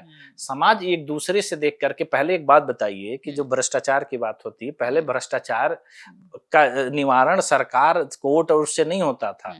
सामाजिक रूप से उस आदमी का इतना बहिष्कार हो जाता था कि लोग भ्रष्टाचार करने से पहले 100 बार सोचते थे। अब भ्रष्टाचार के बाद भी लोग क्या कर रहे हैं, कोर्ट कोर्ट खेलते रहिए। आपने देखा कि लोग जेल से सरकार चला रहे हैं। बिल्कुल, बिल्कुल। तो ये नैतिकता का पतन है। नैतिकता कहाँ से आती है? जैसे हम लोगों को कहा जाता है कि एक आंखों का शर्म होता है, कि वो कोई किसी से कहता नहीं है, हाँ। वो अंदर से फील हो जाता है कि नहीं ये गलत है, हमें नहीं करना चाहिए। बिल्कुल, बिल्कुल, अभी आपका बच्चा अगर होगा तो आप उसके सामने बहुत ऐसी चीजें करने से पहले सोचेंगे कि ये सीखेगा, तो आप नहीं करेंगे। यही समाज होता है। समाज एक दूसरे को इसी तरह से प्रोटेक्ट करता है। ऐसा नहीं होता है कि आप वो चीज करेंगे तो उससे बहुत बदलाव हो जाएगा, लेकिन वो छोटी छोटी पहल जो होते हैं, जैसे एक बार का एग्जाम्पल है, महात्मा गांधी जी के बारे में कहा गया कि एक माँ अपने बच्चे के साथ आती है, गुड़ खाने कि वाला उसको बोलती है कि आप बोल दीजिए बहुत गुड़ खाता है, तो उन्होंने बोला नहीं आज नहीं, कल आप आना। तो कल आए तो उन्होंने बोला कि तुम गुड़ मत खाओ। तो उन्होंने कहा कि ये तो बात आप कल भी कह सकते थे। तो उन्होंने बोला कि कल तक मैं भी गुड़ खाता था। तो ये एक नैतिकता का एग्जाम्पल है कि अगर कोई व्यक्ति वो काम खुद कर रहा है तो आपको मना नहीं कर रहा है। उसके अंदर का विचार सोचिए कितना बड़ा होगा कि वो पहले छोड़ता है, फिर आपको सलाह देता है। तो आज के डेट में क्या है ना कि हम दिखावा की राजनीति कर रहे हैं, हम दिखावों की बात कर रहे हैं, हम बड़े बड़े बातें कर रहे हैं, इतने बड़ी चीजों की बात कर रहे हैं, हम चांद तारों की बात करते हैं, लेकिन हम वो बेसिक काम नहीं करते हैं जो हमें करना चाहिए। और उसी का नतीजा आप देख रहे हैं कि दुनिया और अपना जब हम तुलनात्मक अध्ययन करते हैं तो हम लोग पीछे की तरफ जा रहे हैं, हम आगे नहीं जा रहे हैं। हम हमेशा से विश्व गुरु थे, लेकिन आज हमको कहना पड़ता है कि हम विश्व गुरु हैं या बनेंगे। तो है, मतलब हैं, तो अब ये बोलना मुझे मजाक लगता है। मैंने क्या कहा कि आप जबरदस्ती कह रहे हैं ना, पहले पूरा विश्व मानता था, आज हम अपने को कहना पड़ता है। और जब कोई चीज आपको कहनी पड़े तो इसका मतलब है उस चीज में वो और दम कहने नहीं पर भी है। लोग मजाक उड़ा रहे हैं। मैंने देखा कि कई सारे ऐसे यूट्यूब पर या इंस्टाग्राम पर ऐसे चैनल्स बने हुए हैं कुछ फॉरेनर्स के, जो कि इंडिया में कितनी ज्यादा गंदगी है, यहाँ लोग किस तरह से कहीं भी गुटखा थूक देते हैं, अच्छी अच्छी बिल्डिंग्स को किस तरीके से कलरफुल कर दिया है इन लोगों ने। बाहर जाते हैं तो महिलाओं को किस तरीके से, या बाहर की महिलाएं यहाँ आती हैं अगर घूमने के लिए, उनको किस नजरिए से देखा जाता है। मतलब सिविक सेंस को लेके, और फूड किस तरीके से बन रहा है गलियों में और वही लोग खड़े होकर के खा रहे हैं, बहुत गंदगी है। तो इन सब को लेके उन लोगों ने अपना चैनल चला रखा है, और इस वजह से इंडिया को वो लोग टारगेट करके और अच्छा खासा वहां पर शेम कर रहे हैं इनको। लेकिन वो कुछ गलत भी नहीं कर रहे, चलो वो टारगेट कर रहे हैं, लेकिन आप उनको वो मसाला दे रहे हैं, ये मुझे दिख रहा है। तो जब हम खुद ही को नहीं ठीक करेंगे तो जो पॉलिटिशियंस हैं या बाकी हैं वो तो हम ही से निकलेंगे ना, रिप्रेजेंटेटिव तो वो हमारे ही होंगे ना। मैं वही हमेशा मैं बार बार वही बात कह रहा हूँ ना कि हम अपने कर्तव्यों को भूल रहे हैं, कि हमको ये लगता है कि ये जिम्मेदारी उनकी है। वो हमारी जिम्मेदारी कैसे नहीं है? सरकार चुनना हमारी जिम्मेदारी नहीं है। अब जैसे मान लीजिए अगर आप कोई बिजनेस चलाते हैं, सरकार किस तरह से काम कर रही है? आप अपने यहाँ एम्प्लॉय रखते हैं, उनको सैलरी देते हैं, उनको सुविधाएं देते हैं, तो उनसे काम भी तो लेते हैं। तो हमारा काम क्या है? हम वोट देते हैं, हम एक जनप्रतिनिधि चुनते हैं और वो सरकार बनाता है। तो सरकार सुचारू रूप से काम करे, इसकी जिम्मेदारी जनता की नहीं है? बिल्कुल हमारी ही है, लेकिन तो अगर नहीं मतलब है तो नहीं मतलब है। तो अगर आप अपने घर खोल करके चले जाते हैं और एक चोर वहां से चोरी करके ले जाता है तो उसमें उसकी गलती नहीं है। आप कहते रहिए कि वो चोर है, ये आपकी लापरवाही है। पूरे विश्व में जो लोकतंत्र और देशों में है, उन्होंने उस तरह से बनाया है ना, उन्होंने अपने देश को उनके कानून उन्हीं की तरह है ना, तो वो अपनी चीजों को करते हैं ना। हम जाते हैं दूसरे देशों की तारीफ क्यों करके आते हैं? उनके शहरों की तारीफ हम क्यों करते हैं? क्योंकि उन्होंने अच्छा बनाया है। वो चीज अगर हम अपने यहाँ लागू करते हैं तो लोग हमारे लिए भी अच्छा बोलेंगे। लेकिन हम पूरी दुनिया घूम के आ भी जाएं, बहुत सारे लोग हैं जो कि दुनिया अब ज्यादा घूमने लगे हैं, पहले इतना ज्यादा नहीं था। अब जो मिडिल क्लास भी है वो भी कुछ पैसे जोड़ के और कई कंट्री घूम के लोग आ जाते हैं। छोटे छोटे देश हैं जो कि कई मामलों में हमसे पीछे हैं, जैसे कि हम लोग चाहे बात कर लें कि हाँ हमारा अभी कितने बड़े लेवल पर बहुत सारी चीजें हमारे कंट्री में चल रही हैं। बहुत सारे देश हैं, जैसे कुछ दिन पहले मैं वियतनाम गई थी, दुबई को भी ले सकते हैं। तो ये सब जो देश हैं, कहने के लिए वो हमसे बहुत कम जीडीपी वाले हैं, छोटे देश हैं, लेकिन वहाँ इतनी सुचारू ढंग से व्यवस्थाएं चल रही हैं कि जब हम वापस अपने कंट्री में आते हैं तो इतना सारा कुछ डिस्टर्ब दिखता है। जैसे कि एक बहुत बड़ा एग्जाम्पल मुझे देखने को मिला, जब मैं दुबई भी गई तो भी, जब मैं वियतनाम गई तो भी, कि वहां पर एक भी पॉलिटिकल पोस्टर या किसी भी तरीके का पोस्टर आपको सड़कों पर नहीं दिखेगा। जैसे ही मैं कोलकाता मेरी फ्लाइट लैंड हुई और यहाँ दिल्ली की अगर मैं बात करूं, हर जगह बड़े बड़े पोस्टर्स हैं, कहीं प्राइम मिनिस्टर के हैं, कहीं विपक्षी किसी नेता का कुछ ऐड चल रहा है, कहीं किसी दिल्ली के किसी सीएम का चल रहा है। मतलब पूरे पोस्टर भरे हुए हैं। वायर्स जो होते हैं, तार जो होते हैं वो लटकी हुई हैं, उनके बीच बीच से पोस्टर कहीं फटे हुए हैं, कहीं कुछ झांक रहा है। ये जो देख करके जो विदेशी आते होंगे, उनकी जब नजरें पड़ती होंगी कि ये सब क्या चल रहा है, बड़े बड़े गुटखा वगैरह के ऐड हमारे स्टार्स कर रहे हैं, तो कितना कितना उनको अजीब लगता होगा कि ये कैसी कंट्री है। मुझे ये बहुत शर्म महसूस हुई कि हम यहाँ जब हम सिर्फ यहीं रहते हैं, बाहर नहीं जाते, तो शायद ये सब चीजें नहीं दिखती। लेकिन अब तो सोशल मीडिया भी है, उसके जरिए भी आप देख सकते हैं, खुद भी घूमने जा रहे हैं, लोगों के पास अब थोड़ा पैसा है, तो वो देख के भी हम उसको सुधारने और उस व्यवस्था को बदलने के लिए आगे क्यों नहीं बढ़ते। देखिए, अब आपने दो शहरों का नाम लिया, तो मैं एक फिर एग्जाम्पल के माध्यम से आपको समझाता हूँ कि लगभग 50 साल से आप तुलना करिए नोएडा की, कि नोएडा की स्थापना पूर्ण रूप से एक नए शहर के तौर पे करी गई थी। और उस समय आप तुलना करिए दुबई से या सिंगापुर से, ठीक है, जबकि दुबई में राजशाही है, वहां एक व्यक्ति ही है। तो मैंने क्या कहा, जो नेता और नायक की भूमिका है, वहां का जो शासक है वो नायक है। वो चीजों को आप एक इस्लामिक देश में जब आप गए होंगे एक महिला के तौर पे, आप अपने देश से ज्यादा कंफर्ट फील कर रहे थे कि नहीं? बिल्कुल बिल्कुल, क्योंकि उसने इस्लामिक चीजों को वहां प्रमोट नहीं किया है, वो कल्चर को नहीं प्रमोट कर रहा है। उसने एक ऐसा इन्वायरमेंट, उसने एक ऐसा इन्वायरमेंट दिया है कि जहां कोई भी व्यक्ति अपने आप को कंफर्टेबल फील करेगा। आप नोएडा आ जाइए, पूरी तरह से नया शहर बनाया गया, सब कुछ पूर्ण रूप से नया था। क्या स्थिति है नोएडा की दुबई के मुकाबले अगर आप कंपेयर करें तो क्या होगा? जमीन आसमान का फर्क है ना। क्यों है फर्क?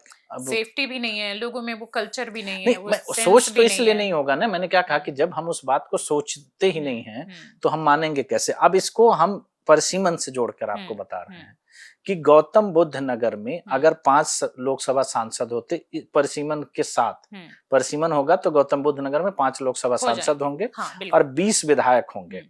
अब आप दोनों के फर्क सोच लीजिए कि जनप्रतिनिधियों के अगर होने से क्या फर्क आएगा आपके हिसाब से। अगर गौतम बुद्ध नगर में 5 लोकसभा सांसद होते, उनको छोटे छोटे एरिया मिलेंगे जिसमें वो ज्यादा अच्छे ढंग से काम कर पाएंगे, और 20 विधायक हों, हाँ, तो डेवलपमेंट होगा या नहीं होगा? और उनको बहुत छोटा एरिया मिलेगा, लोगों की पहुंच उन तक ज्यादा बढ़ेगी, वो उन तक ज्यादा एरिया के लोग उन तक पहुंच पाएंगे क्योंकि छोटा एरिया होगा, और इस वजह से डेफिनेटली काम होगा, डेवलपमेंट होगा। जनप्रतिनिधि हमेशा वहीं का लोकल होता है तो उसकी जवाबदेही बढ़ जाती है, क्योंकि वो हमेशा चुनाव में जाता है, लोगों को चुनना सामना करना पड़ता है। और दूसरी एक और चीज होती है जिसको हम बार बार इग्नोर करते हैं कि ये वो लोग हैं जो जीत कर आते हैं। भाई चुनाव में लोग हारते भी तो हैं, वो भी तो ही काम कर रहे होंगे विपक्ष के तौर पे, आगे के लिए उनको काम करना पड़ेगा, वो काम कर रहे होंगे, कंपटीशन है, विपक्ष के तौर पे काम कर रहे होंगे तो मुद्दों को उठाएंगे भी। जब ये संख्या 1 है तो आपने देखा गौतम बुद्ध नगर की समस्याएं, लाखों लोगों के फ्लैट नहीं डिलीवर किए गए, फ्रॉड कर दिया गया, जमीनें बेच दी गई, अथॉरिटी अपनी मनमानी करती है, प्रशासन का कोई लेना देना नहीं, आप कुछ भी कर लीजिए। तो इस पे सुनवाई कैसे होगी? आपके जनप्रतिनिधि कितने हैं? आप किसके दरवाजे खटखटाने जाएंगे? अधिकारी तो वही है। जनप्रतिनिधि जिस पे जनता को भरोसा होता है, जिसका जो उसको बल देता है, वही नहीं है। तो यही फर्क है कि जो अगर हमारी ये संख्या जनप्रतिनिधियों की सुचारू रूप से चल रही होती तो हम जिस व्यवस्था की बात कर रहे हैं, आप जितने भी बड़े बदलाव हुए हैं देश में, देखिएगा कि जब हम आजादी के शुरुआती दौर में थे तो हमने कितने बड़े बड़े बदलाव किए थे, और उसी बदलाव से आज हम चीजों को यहाँ तक ला रहे हैं ना। लेकिन उसके बाद हम क्यों नहीं कर पा रहे हैं? मैं कहता रहा हूँ कि कोई भी व्यक्ति अपने दिमाग से सोच करके देखे कि गौतम बुद्ध नगर में 5 लोकसभा सांसद हों और 20 विधायक हों गौतम बुद्ध नगर में, और उसके बाद आप गौतम बुद्ध नगर की तस्वीर देखिए कि किस तरह की होगी, और बाकी वर्तमान की तस्वीर देखिए किस तरह की है। तो ये फर्क है, हम उन चीजों पर नहीं लड़ पा रहे हैं जो हमारे अधिकार हैं, जो अधिकार हमको मिलने ही चाहिए वो नहीं अगर हम बता पा रहे हैं तो आम चीजों की तो मैंने क्या कहा, व्यवहारिकता की तो बात ही नहीं है। व्यवहारिक तो तब आप होंगे ना जब आप व्यक्ति अच्छे होंगे, आप तो यहाँ व्यक्ति ही नहीं अच्छे हैं।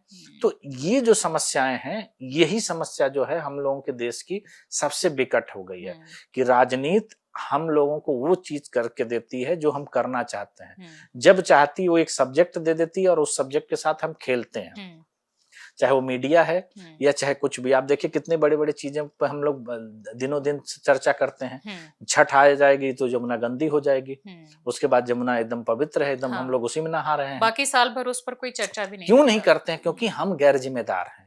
यमुना पूरी नदी आप देख लीजिएगा कि अवैध कब्जा हो चुका है, कोई बोलने को तैयार नहीं है, क्योंकि हमको लगता है कि हमारा क्या है। हम देश को देख, मैंने क्या कहा, राष्ट्र की परिभाषा हम नहीं जानते हैं। राष्ट्र की परिभाषा में वो हर वो चीज अपनी होती है जो अपने राष्ट्र की, और उसके प्रति हमारे कर्तव्य होते हैं। ऐसा नहीं है कि जो चीज हमारी नहीं है हम व्यक्तिवाद राष्ट्रवाद के लिए सबसे बड़ा खतरा है कि जब हम व्यक्तिवादी हो जाते हैं। समाजवाद ही की बात करी जाती है कि समाजवाद में हम समाज को लेकर के चलते हैं। जब हम व्यक्तिवादी हो जाएंगे तो जो चीज मेरी नहीं है वो आपकी हम तोड़ देंगे। लेकिन जिस तरह से हमारे सिटीजन्स हैं, जिस तरह से पॉलिटिकल पार्टीज का फिलहाल चल रहा है, जिस तरह से ब्यूरोक्रेसी है, फिलहाल मीडिया है, अगर इन चारों की ही हम बात कर लें, इसमें अगर परिसीमन होता है लेकिन उस डिलिमिटेशन के बाद भी मैप बदलता है, माइंडसेट नहीं बदलता है, फिर क्या करेंगे? देखिए मैप बदल जाएगा तो माइंडसेट बदल जाएगा। कैसे? कारण क्या है कि नए लोग आएंगे। अब इसी देश की मैं उदाहरण देता हूं कि एपीजे अब्दुल कलाम जी थे, एक इस्लामिक व्यक्ति थे और भारत के राष्ट्रपति थे। उनके प्रति इस देश के 145 करोड़ लोगों की क्या धारणा है? बहुत ही अच्छी। क्यों? क्योंकि वाकई वो एक अच्छे व्यक्ति थे। तो आज चाहे मैं हूं, चाहे आप हैं, या इस देश का कोई भी नागरिक होगा, उनके प्रति आदर का भाव रखेगा।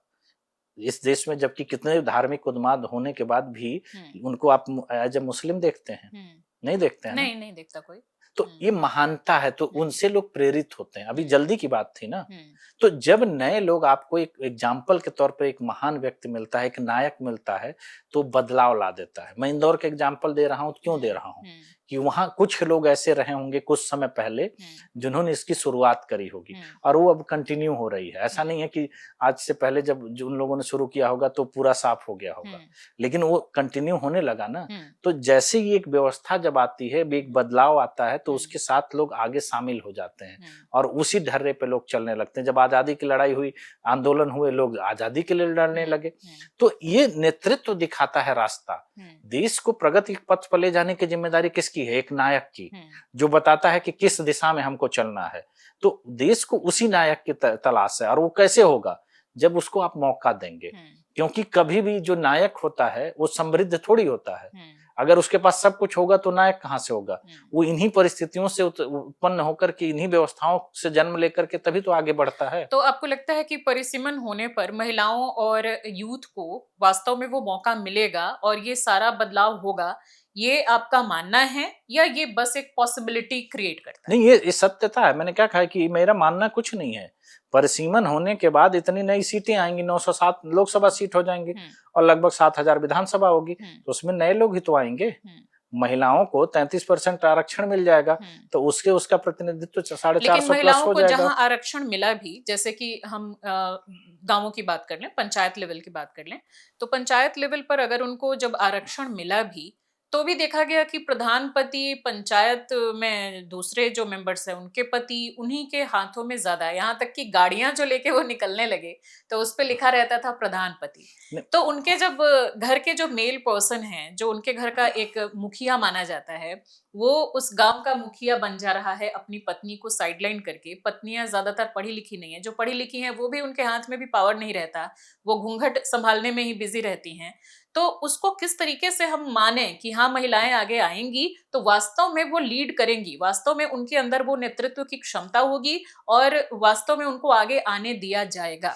उसको मैं आपको ऐसे ही बता रहा हूँ कि आपने मुख्यमंत्री पति सुना है? हाँ, मतलब वो ऊंचे लेवल पर जाए महिला आरक्षण के लिए हम उम्मीद में हैं।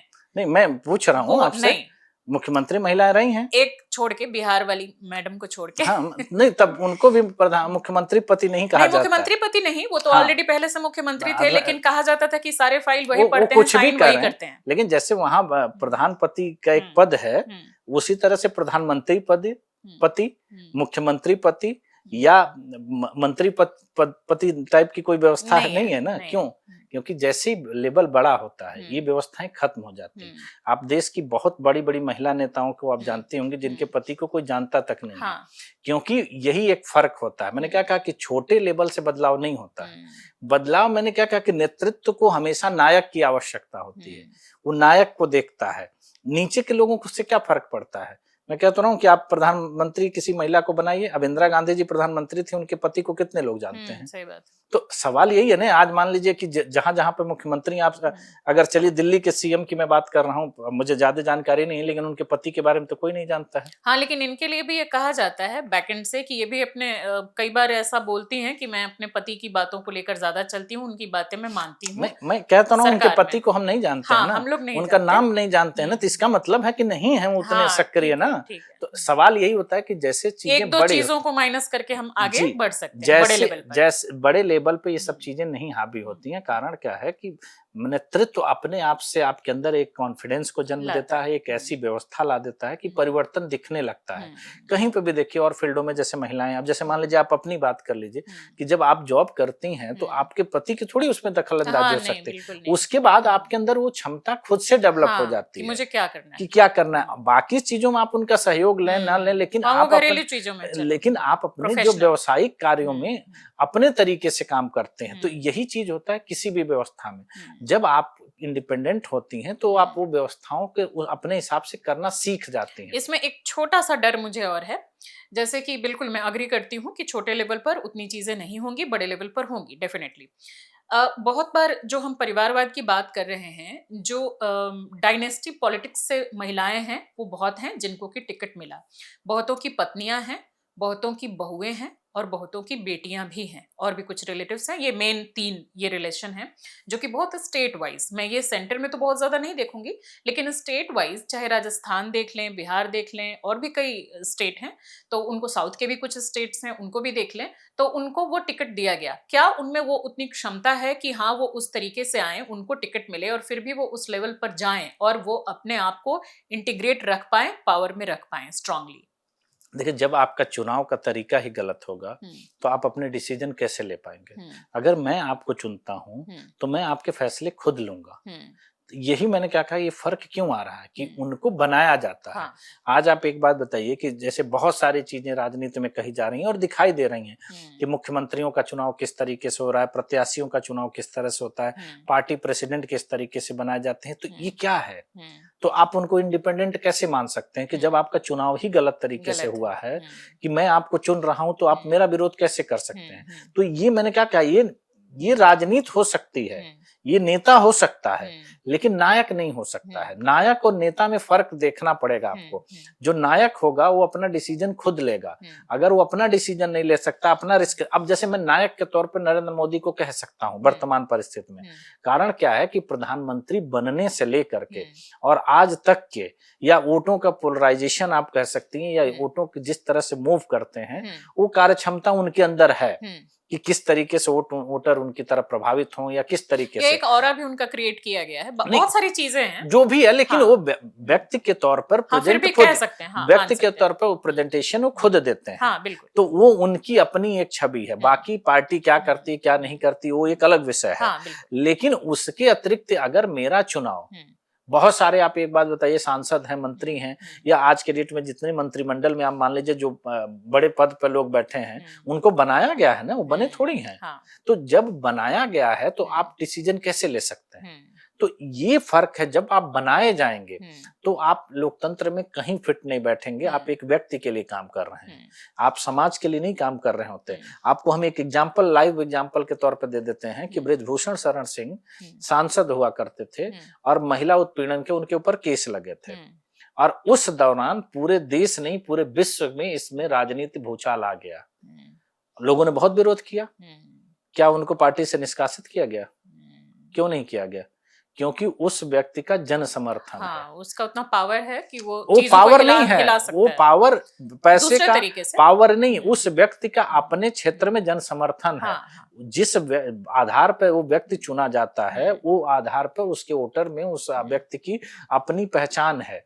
तो उस आधार पर आपने देखा होगा कि बीजेपी जैसी पार्टी उनके लड़के को टिकट देती है और उनका लड़का, भाई यही मैनेजमेंट होता है ना कि भाई आपको टिकट ना दे करके उसका इम्पैक्ट पड़ेगा, लेकिन दिया गया और उनका लड़का चुनाव जीता है।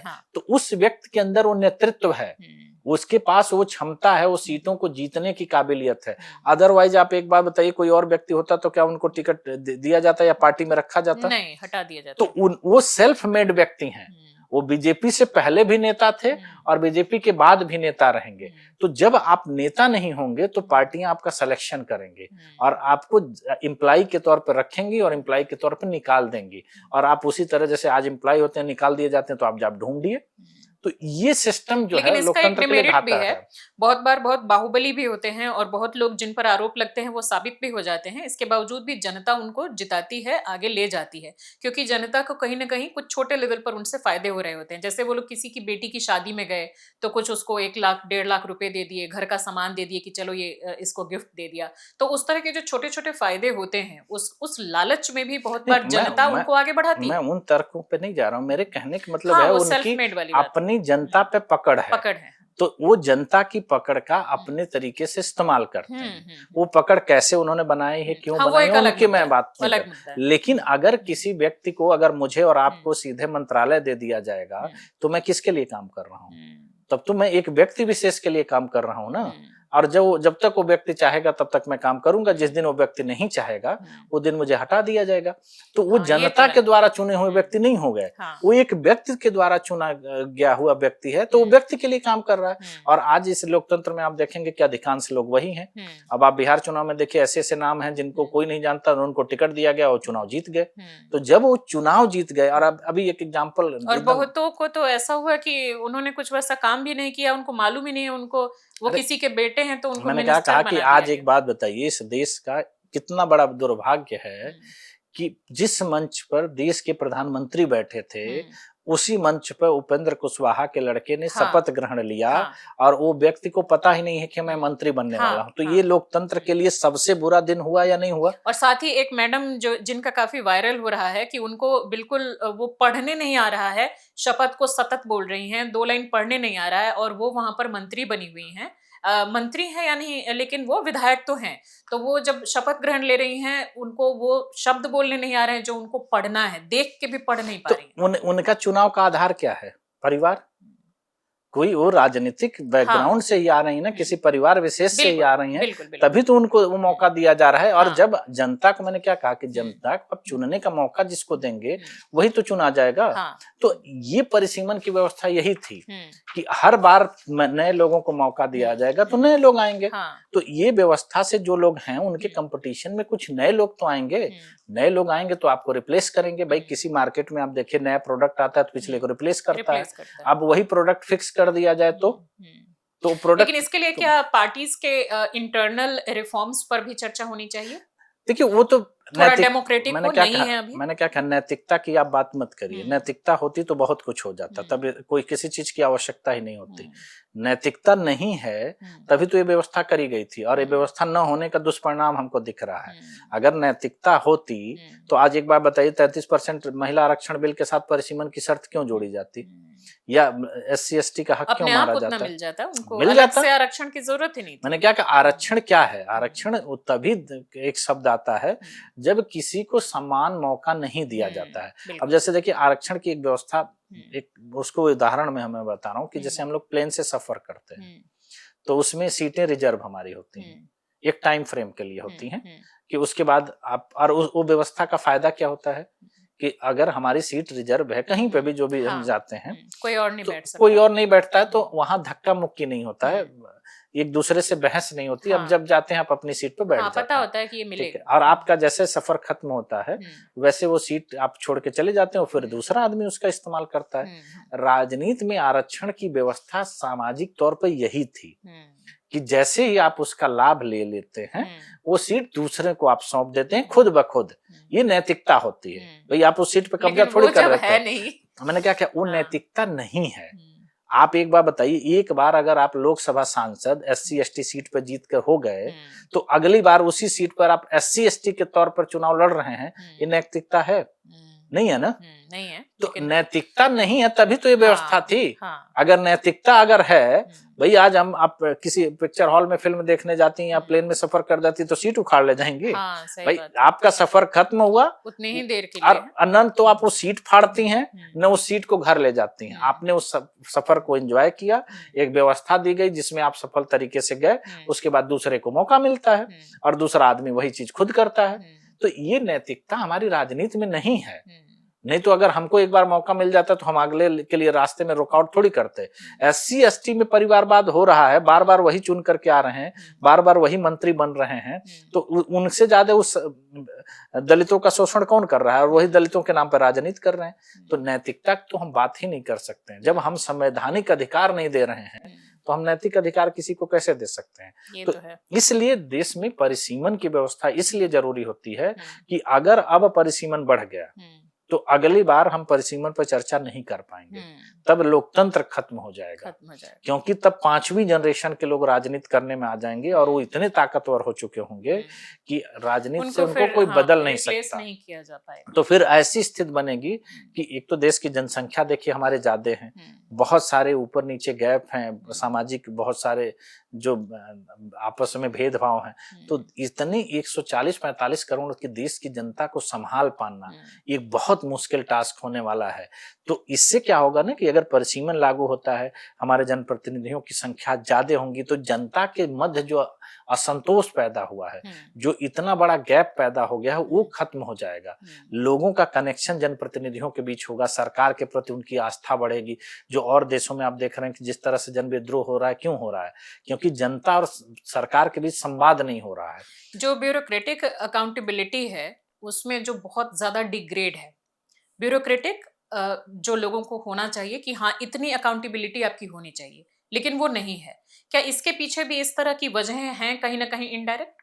बिल्कुल है। मैंने क्या कहा कि वो ताकतवर हो गए हैं। आप UPSC की सीटें तो बढ़ रही हैं ना, वो तो बहुत लंबे हैं। मैंने क्या कहा, आप नोएडा को एग्जाम्पल पे रखिए, गौतम बुद्ध नगर को, और यहाँ 5 सांसद और 20 विधायक के साथ देखिए, फिर अकाउंटेबिलिटी सबकी बन जाएगी कि नहीं, चाहे वो प्रशासनिक अधिकारी हो या किसी भी व्यक्ति को हो। क्योंकि जनता के संवाद जब जनप्रतिनिधि से होगा तो जनप्रतिनिधि की रिस्पॉन्सिबिलिटी बढ़ती है और वो एक्चुअल में उनकी जवाबदेही होती है। एक अधिकारी क्यों ज्यादा पावरफुल होता है या ज्यादा रूड हो जाता है या लोकतंत्र में संसद को सर्वोपरि क्यों माना गया है? क्योंकि उसका चुनाव जनता के द्वारा होता है। वो क्या होता है, वो सोचेगा 2 साल बाद मेरा ट्रांसफर हो जाएगा, लेकिन जनप्रतिनिधि तो पैदा होने से मरते दम तक वहीं रहेगा। उसका भुगतान उसके कई पीढ़ियों को करना पड़ता है। तो इसलिए उसकी जो नैतिक जिम्मेदारी होती है वो बहुत बड़ी हो जाती है और इसलिए उसका फायदा उस समाज को मिलता है क्योंकि उसी समाज का वो हिस्सा होता है।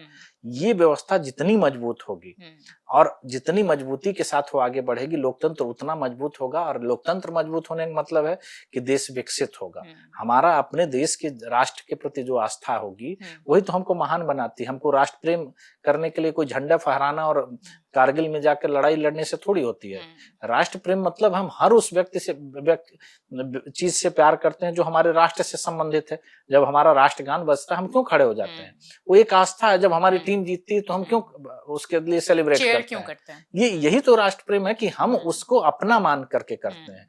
तो यही भावना जब हमारे अपने लोगों के अंदर आ जाएगी, हम अपने आप को उससे कनेक्ट कर पाएंगे तो वो चीज अपने आप होने लगेगी। वो राजनीति में मिसिंग है, वो परिसीमन के बाद हो जाएगी क्योंकि वो कनेक्शन कम, संख्या कम होगी तो लोग ज्यादा कनेक्ट होंगे।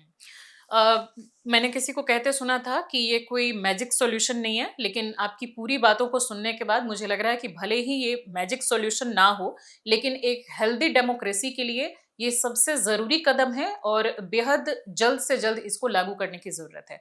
मुझे लगता है कि हमारे वो तमाम दर्शक जिन्होंने हमारे पूरे इस डिस्कशन को सुना होगा और जो भी, जैसे मैंने शुरू में ही कहा था कि डेविल्स एडवोकेट की तरह मैं आपसे सवाल करूंगी कि भले मैं उस चीज से अग्री करती हूँ, लेकिन जो उसको लेकर के काउंटर क्वेश्चन है वो पूछना मेरा काम है। तो मुझे लगता है कि अब लोगों को काफी हद तक क्लैरिटी मिल गई होगी कि परिसीमन यानी डिलिमिटेशन क्यों इतना जरूरी है और आप क्यों तमाम मंचों से इसको लागू करने के लिए लिए कहते हैं। समय बहुत कम है, जिस तरह से आपने कहा कि 2026 के अप्रैल तक का हमारे पास टाइम है, तो लोगों को इसके लिए ज़्यादा से ज़्यादा जागरूक होने की ज़रूरत है। और हमारे इस कार्यक्रम को अगर आपने समझा हो और हेल्दी डेमोक्रेसी के लिए ये कितना ज़रूरी है, अगर आप इसको मान रहे हो, तो हमारे इस वीडियो को, हमारे इस पॉडकास्ट को ज़्यादा से ज़्यादा लोगों तक आपको शेयर करना है। आप स्टूडियो में आए, अपना कीमती टाइम दिया, इसके लिए आपको बहुत बहुत बहुत बहुत धन्यवाद।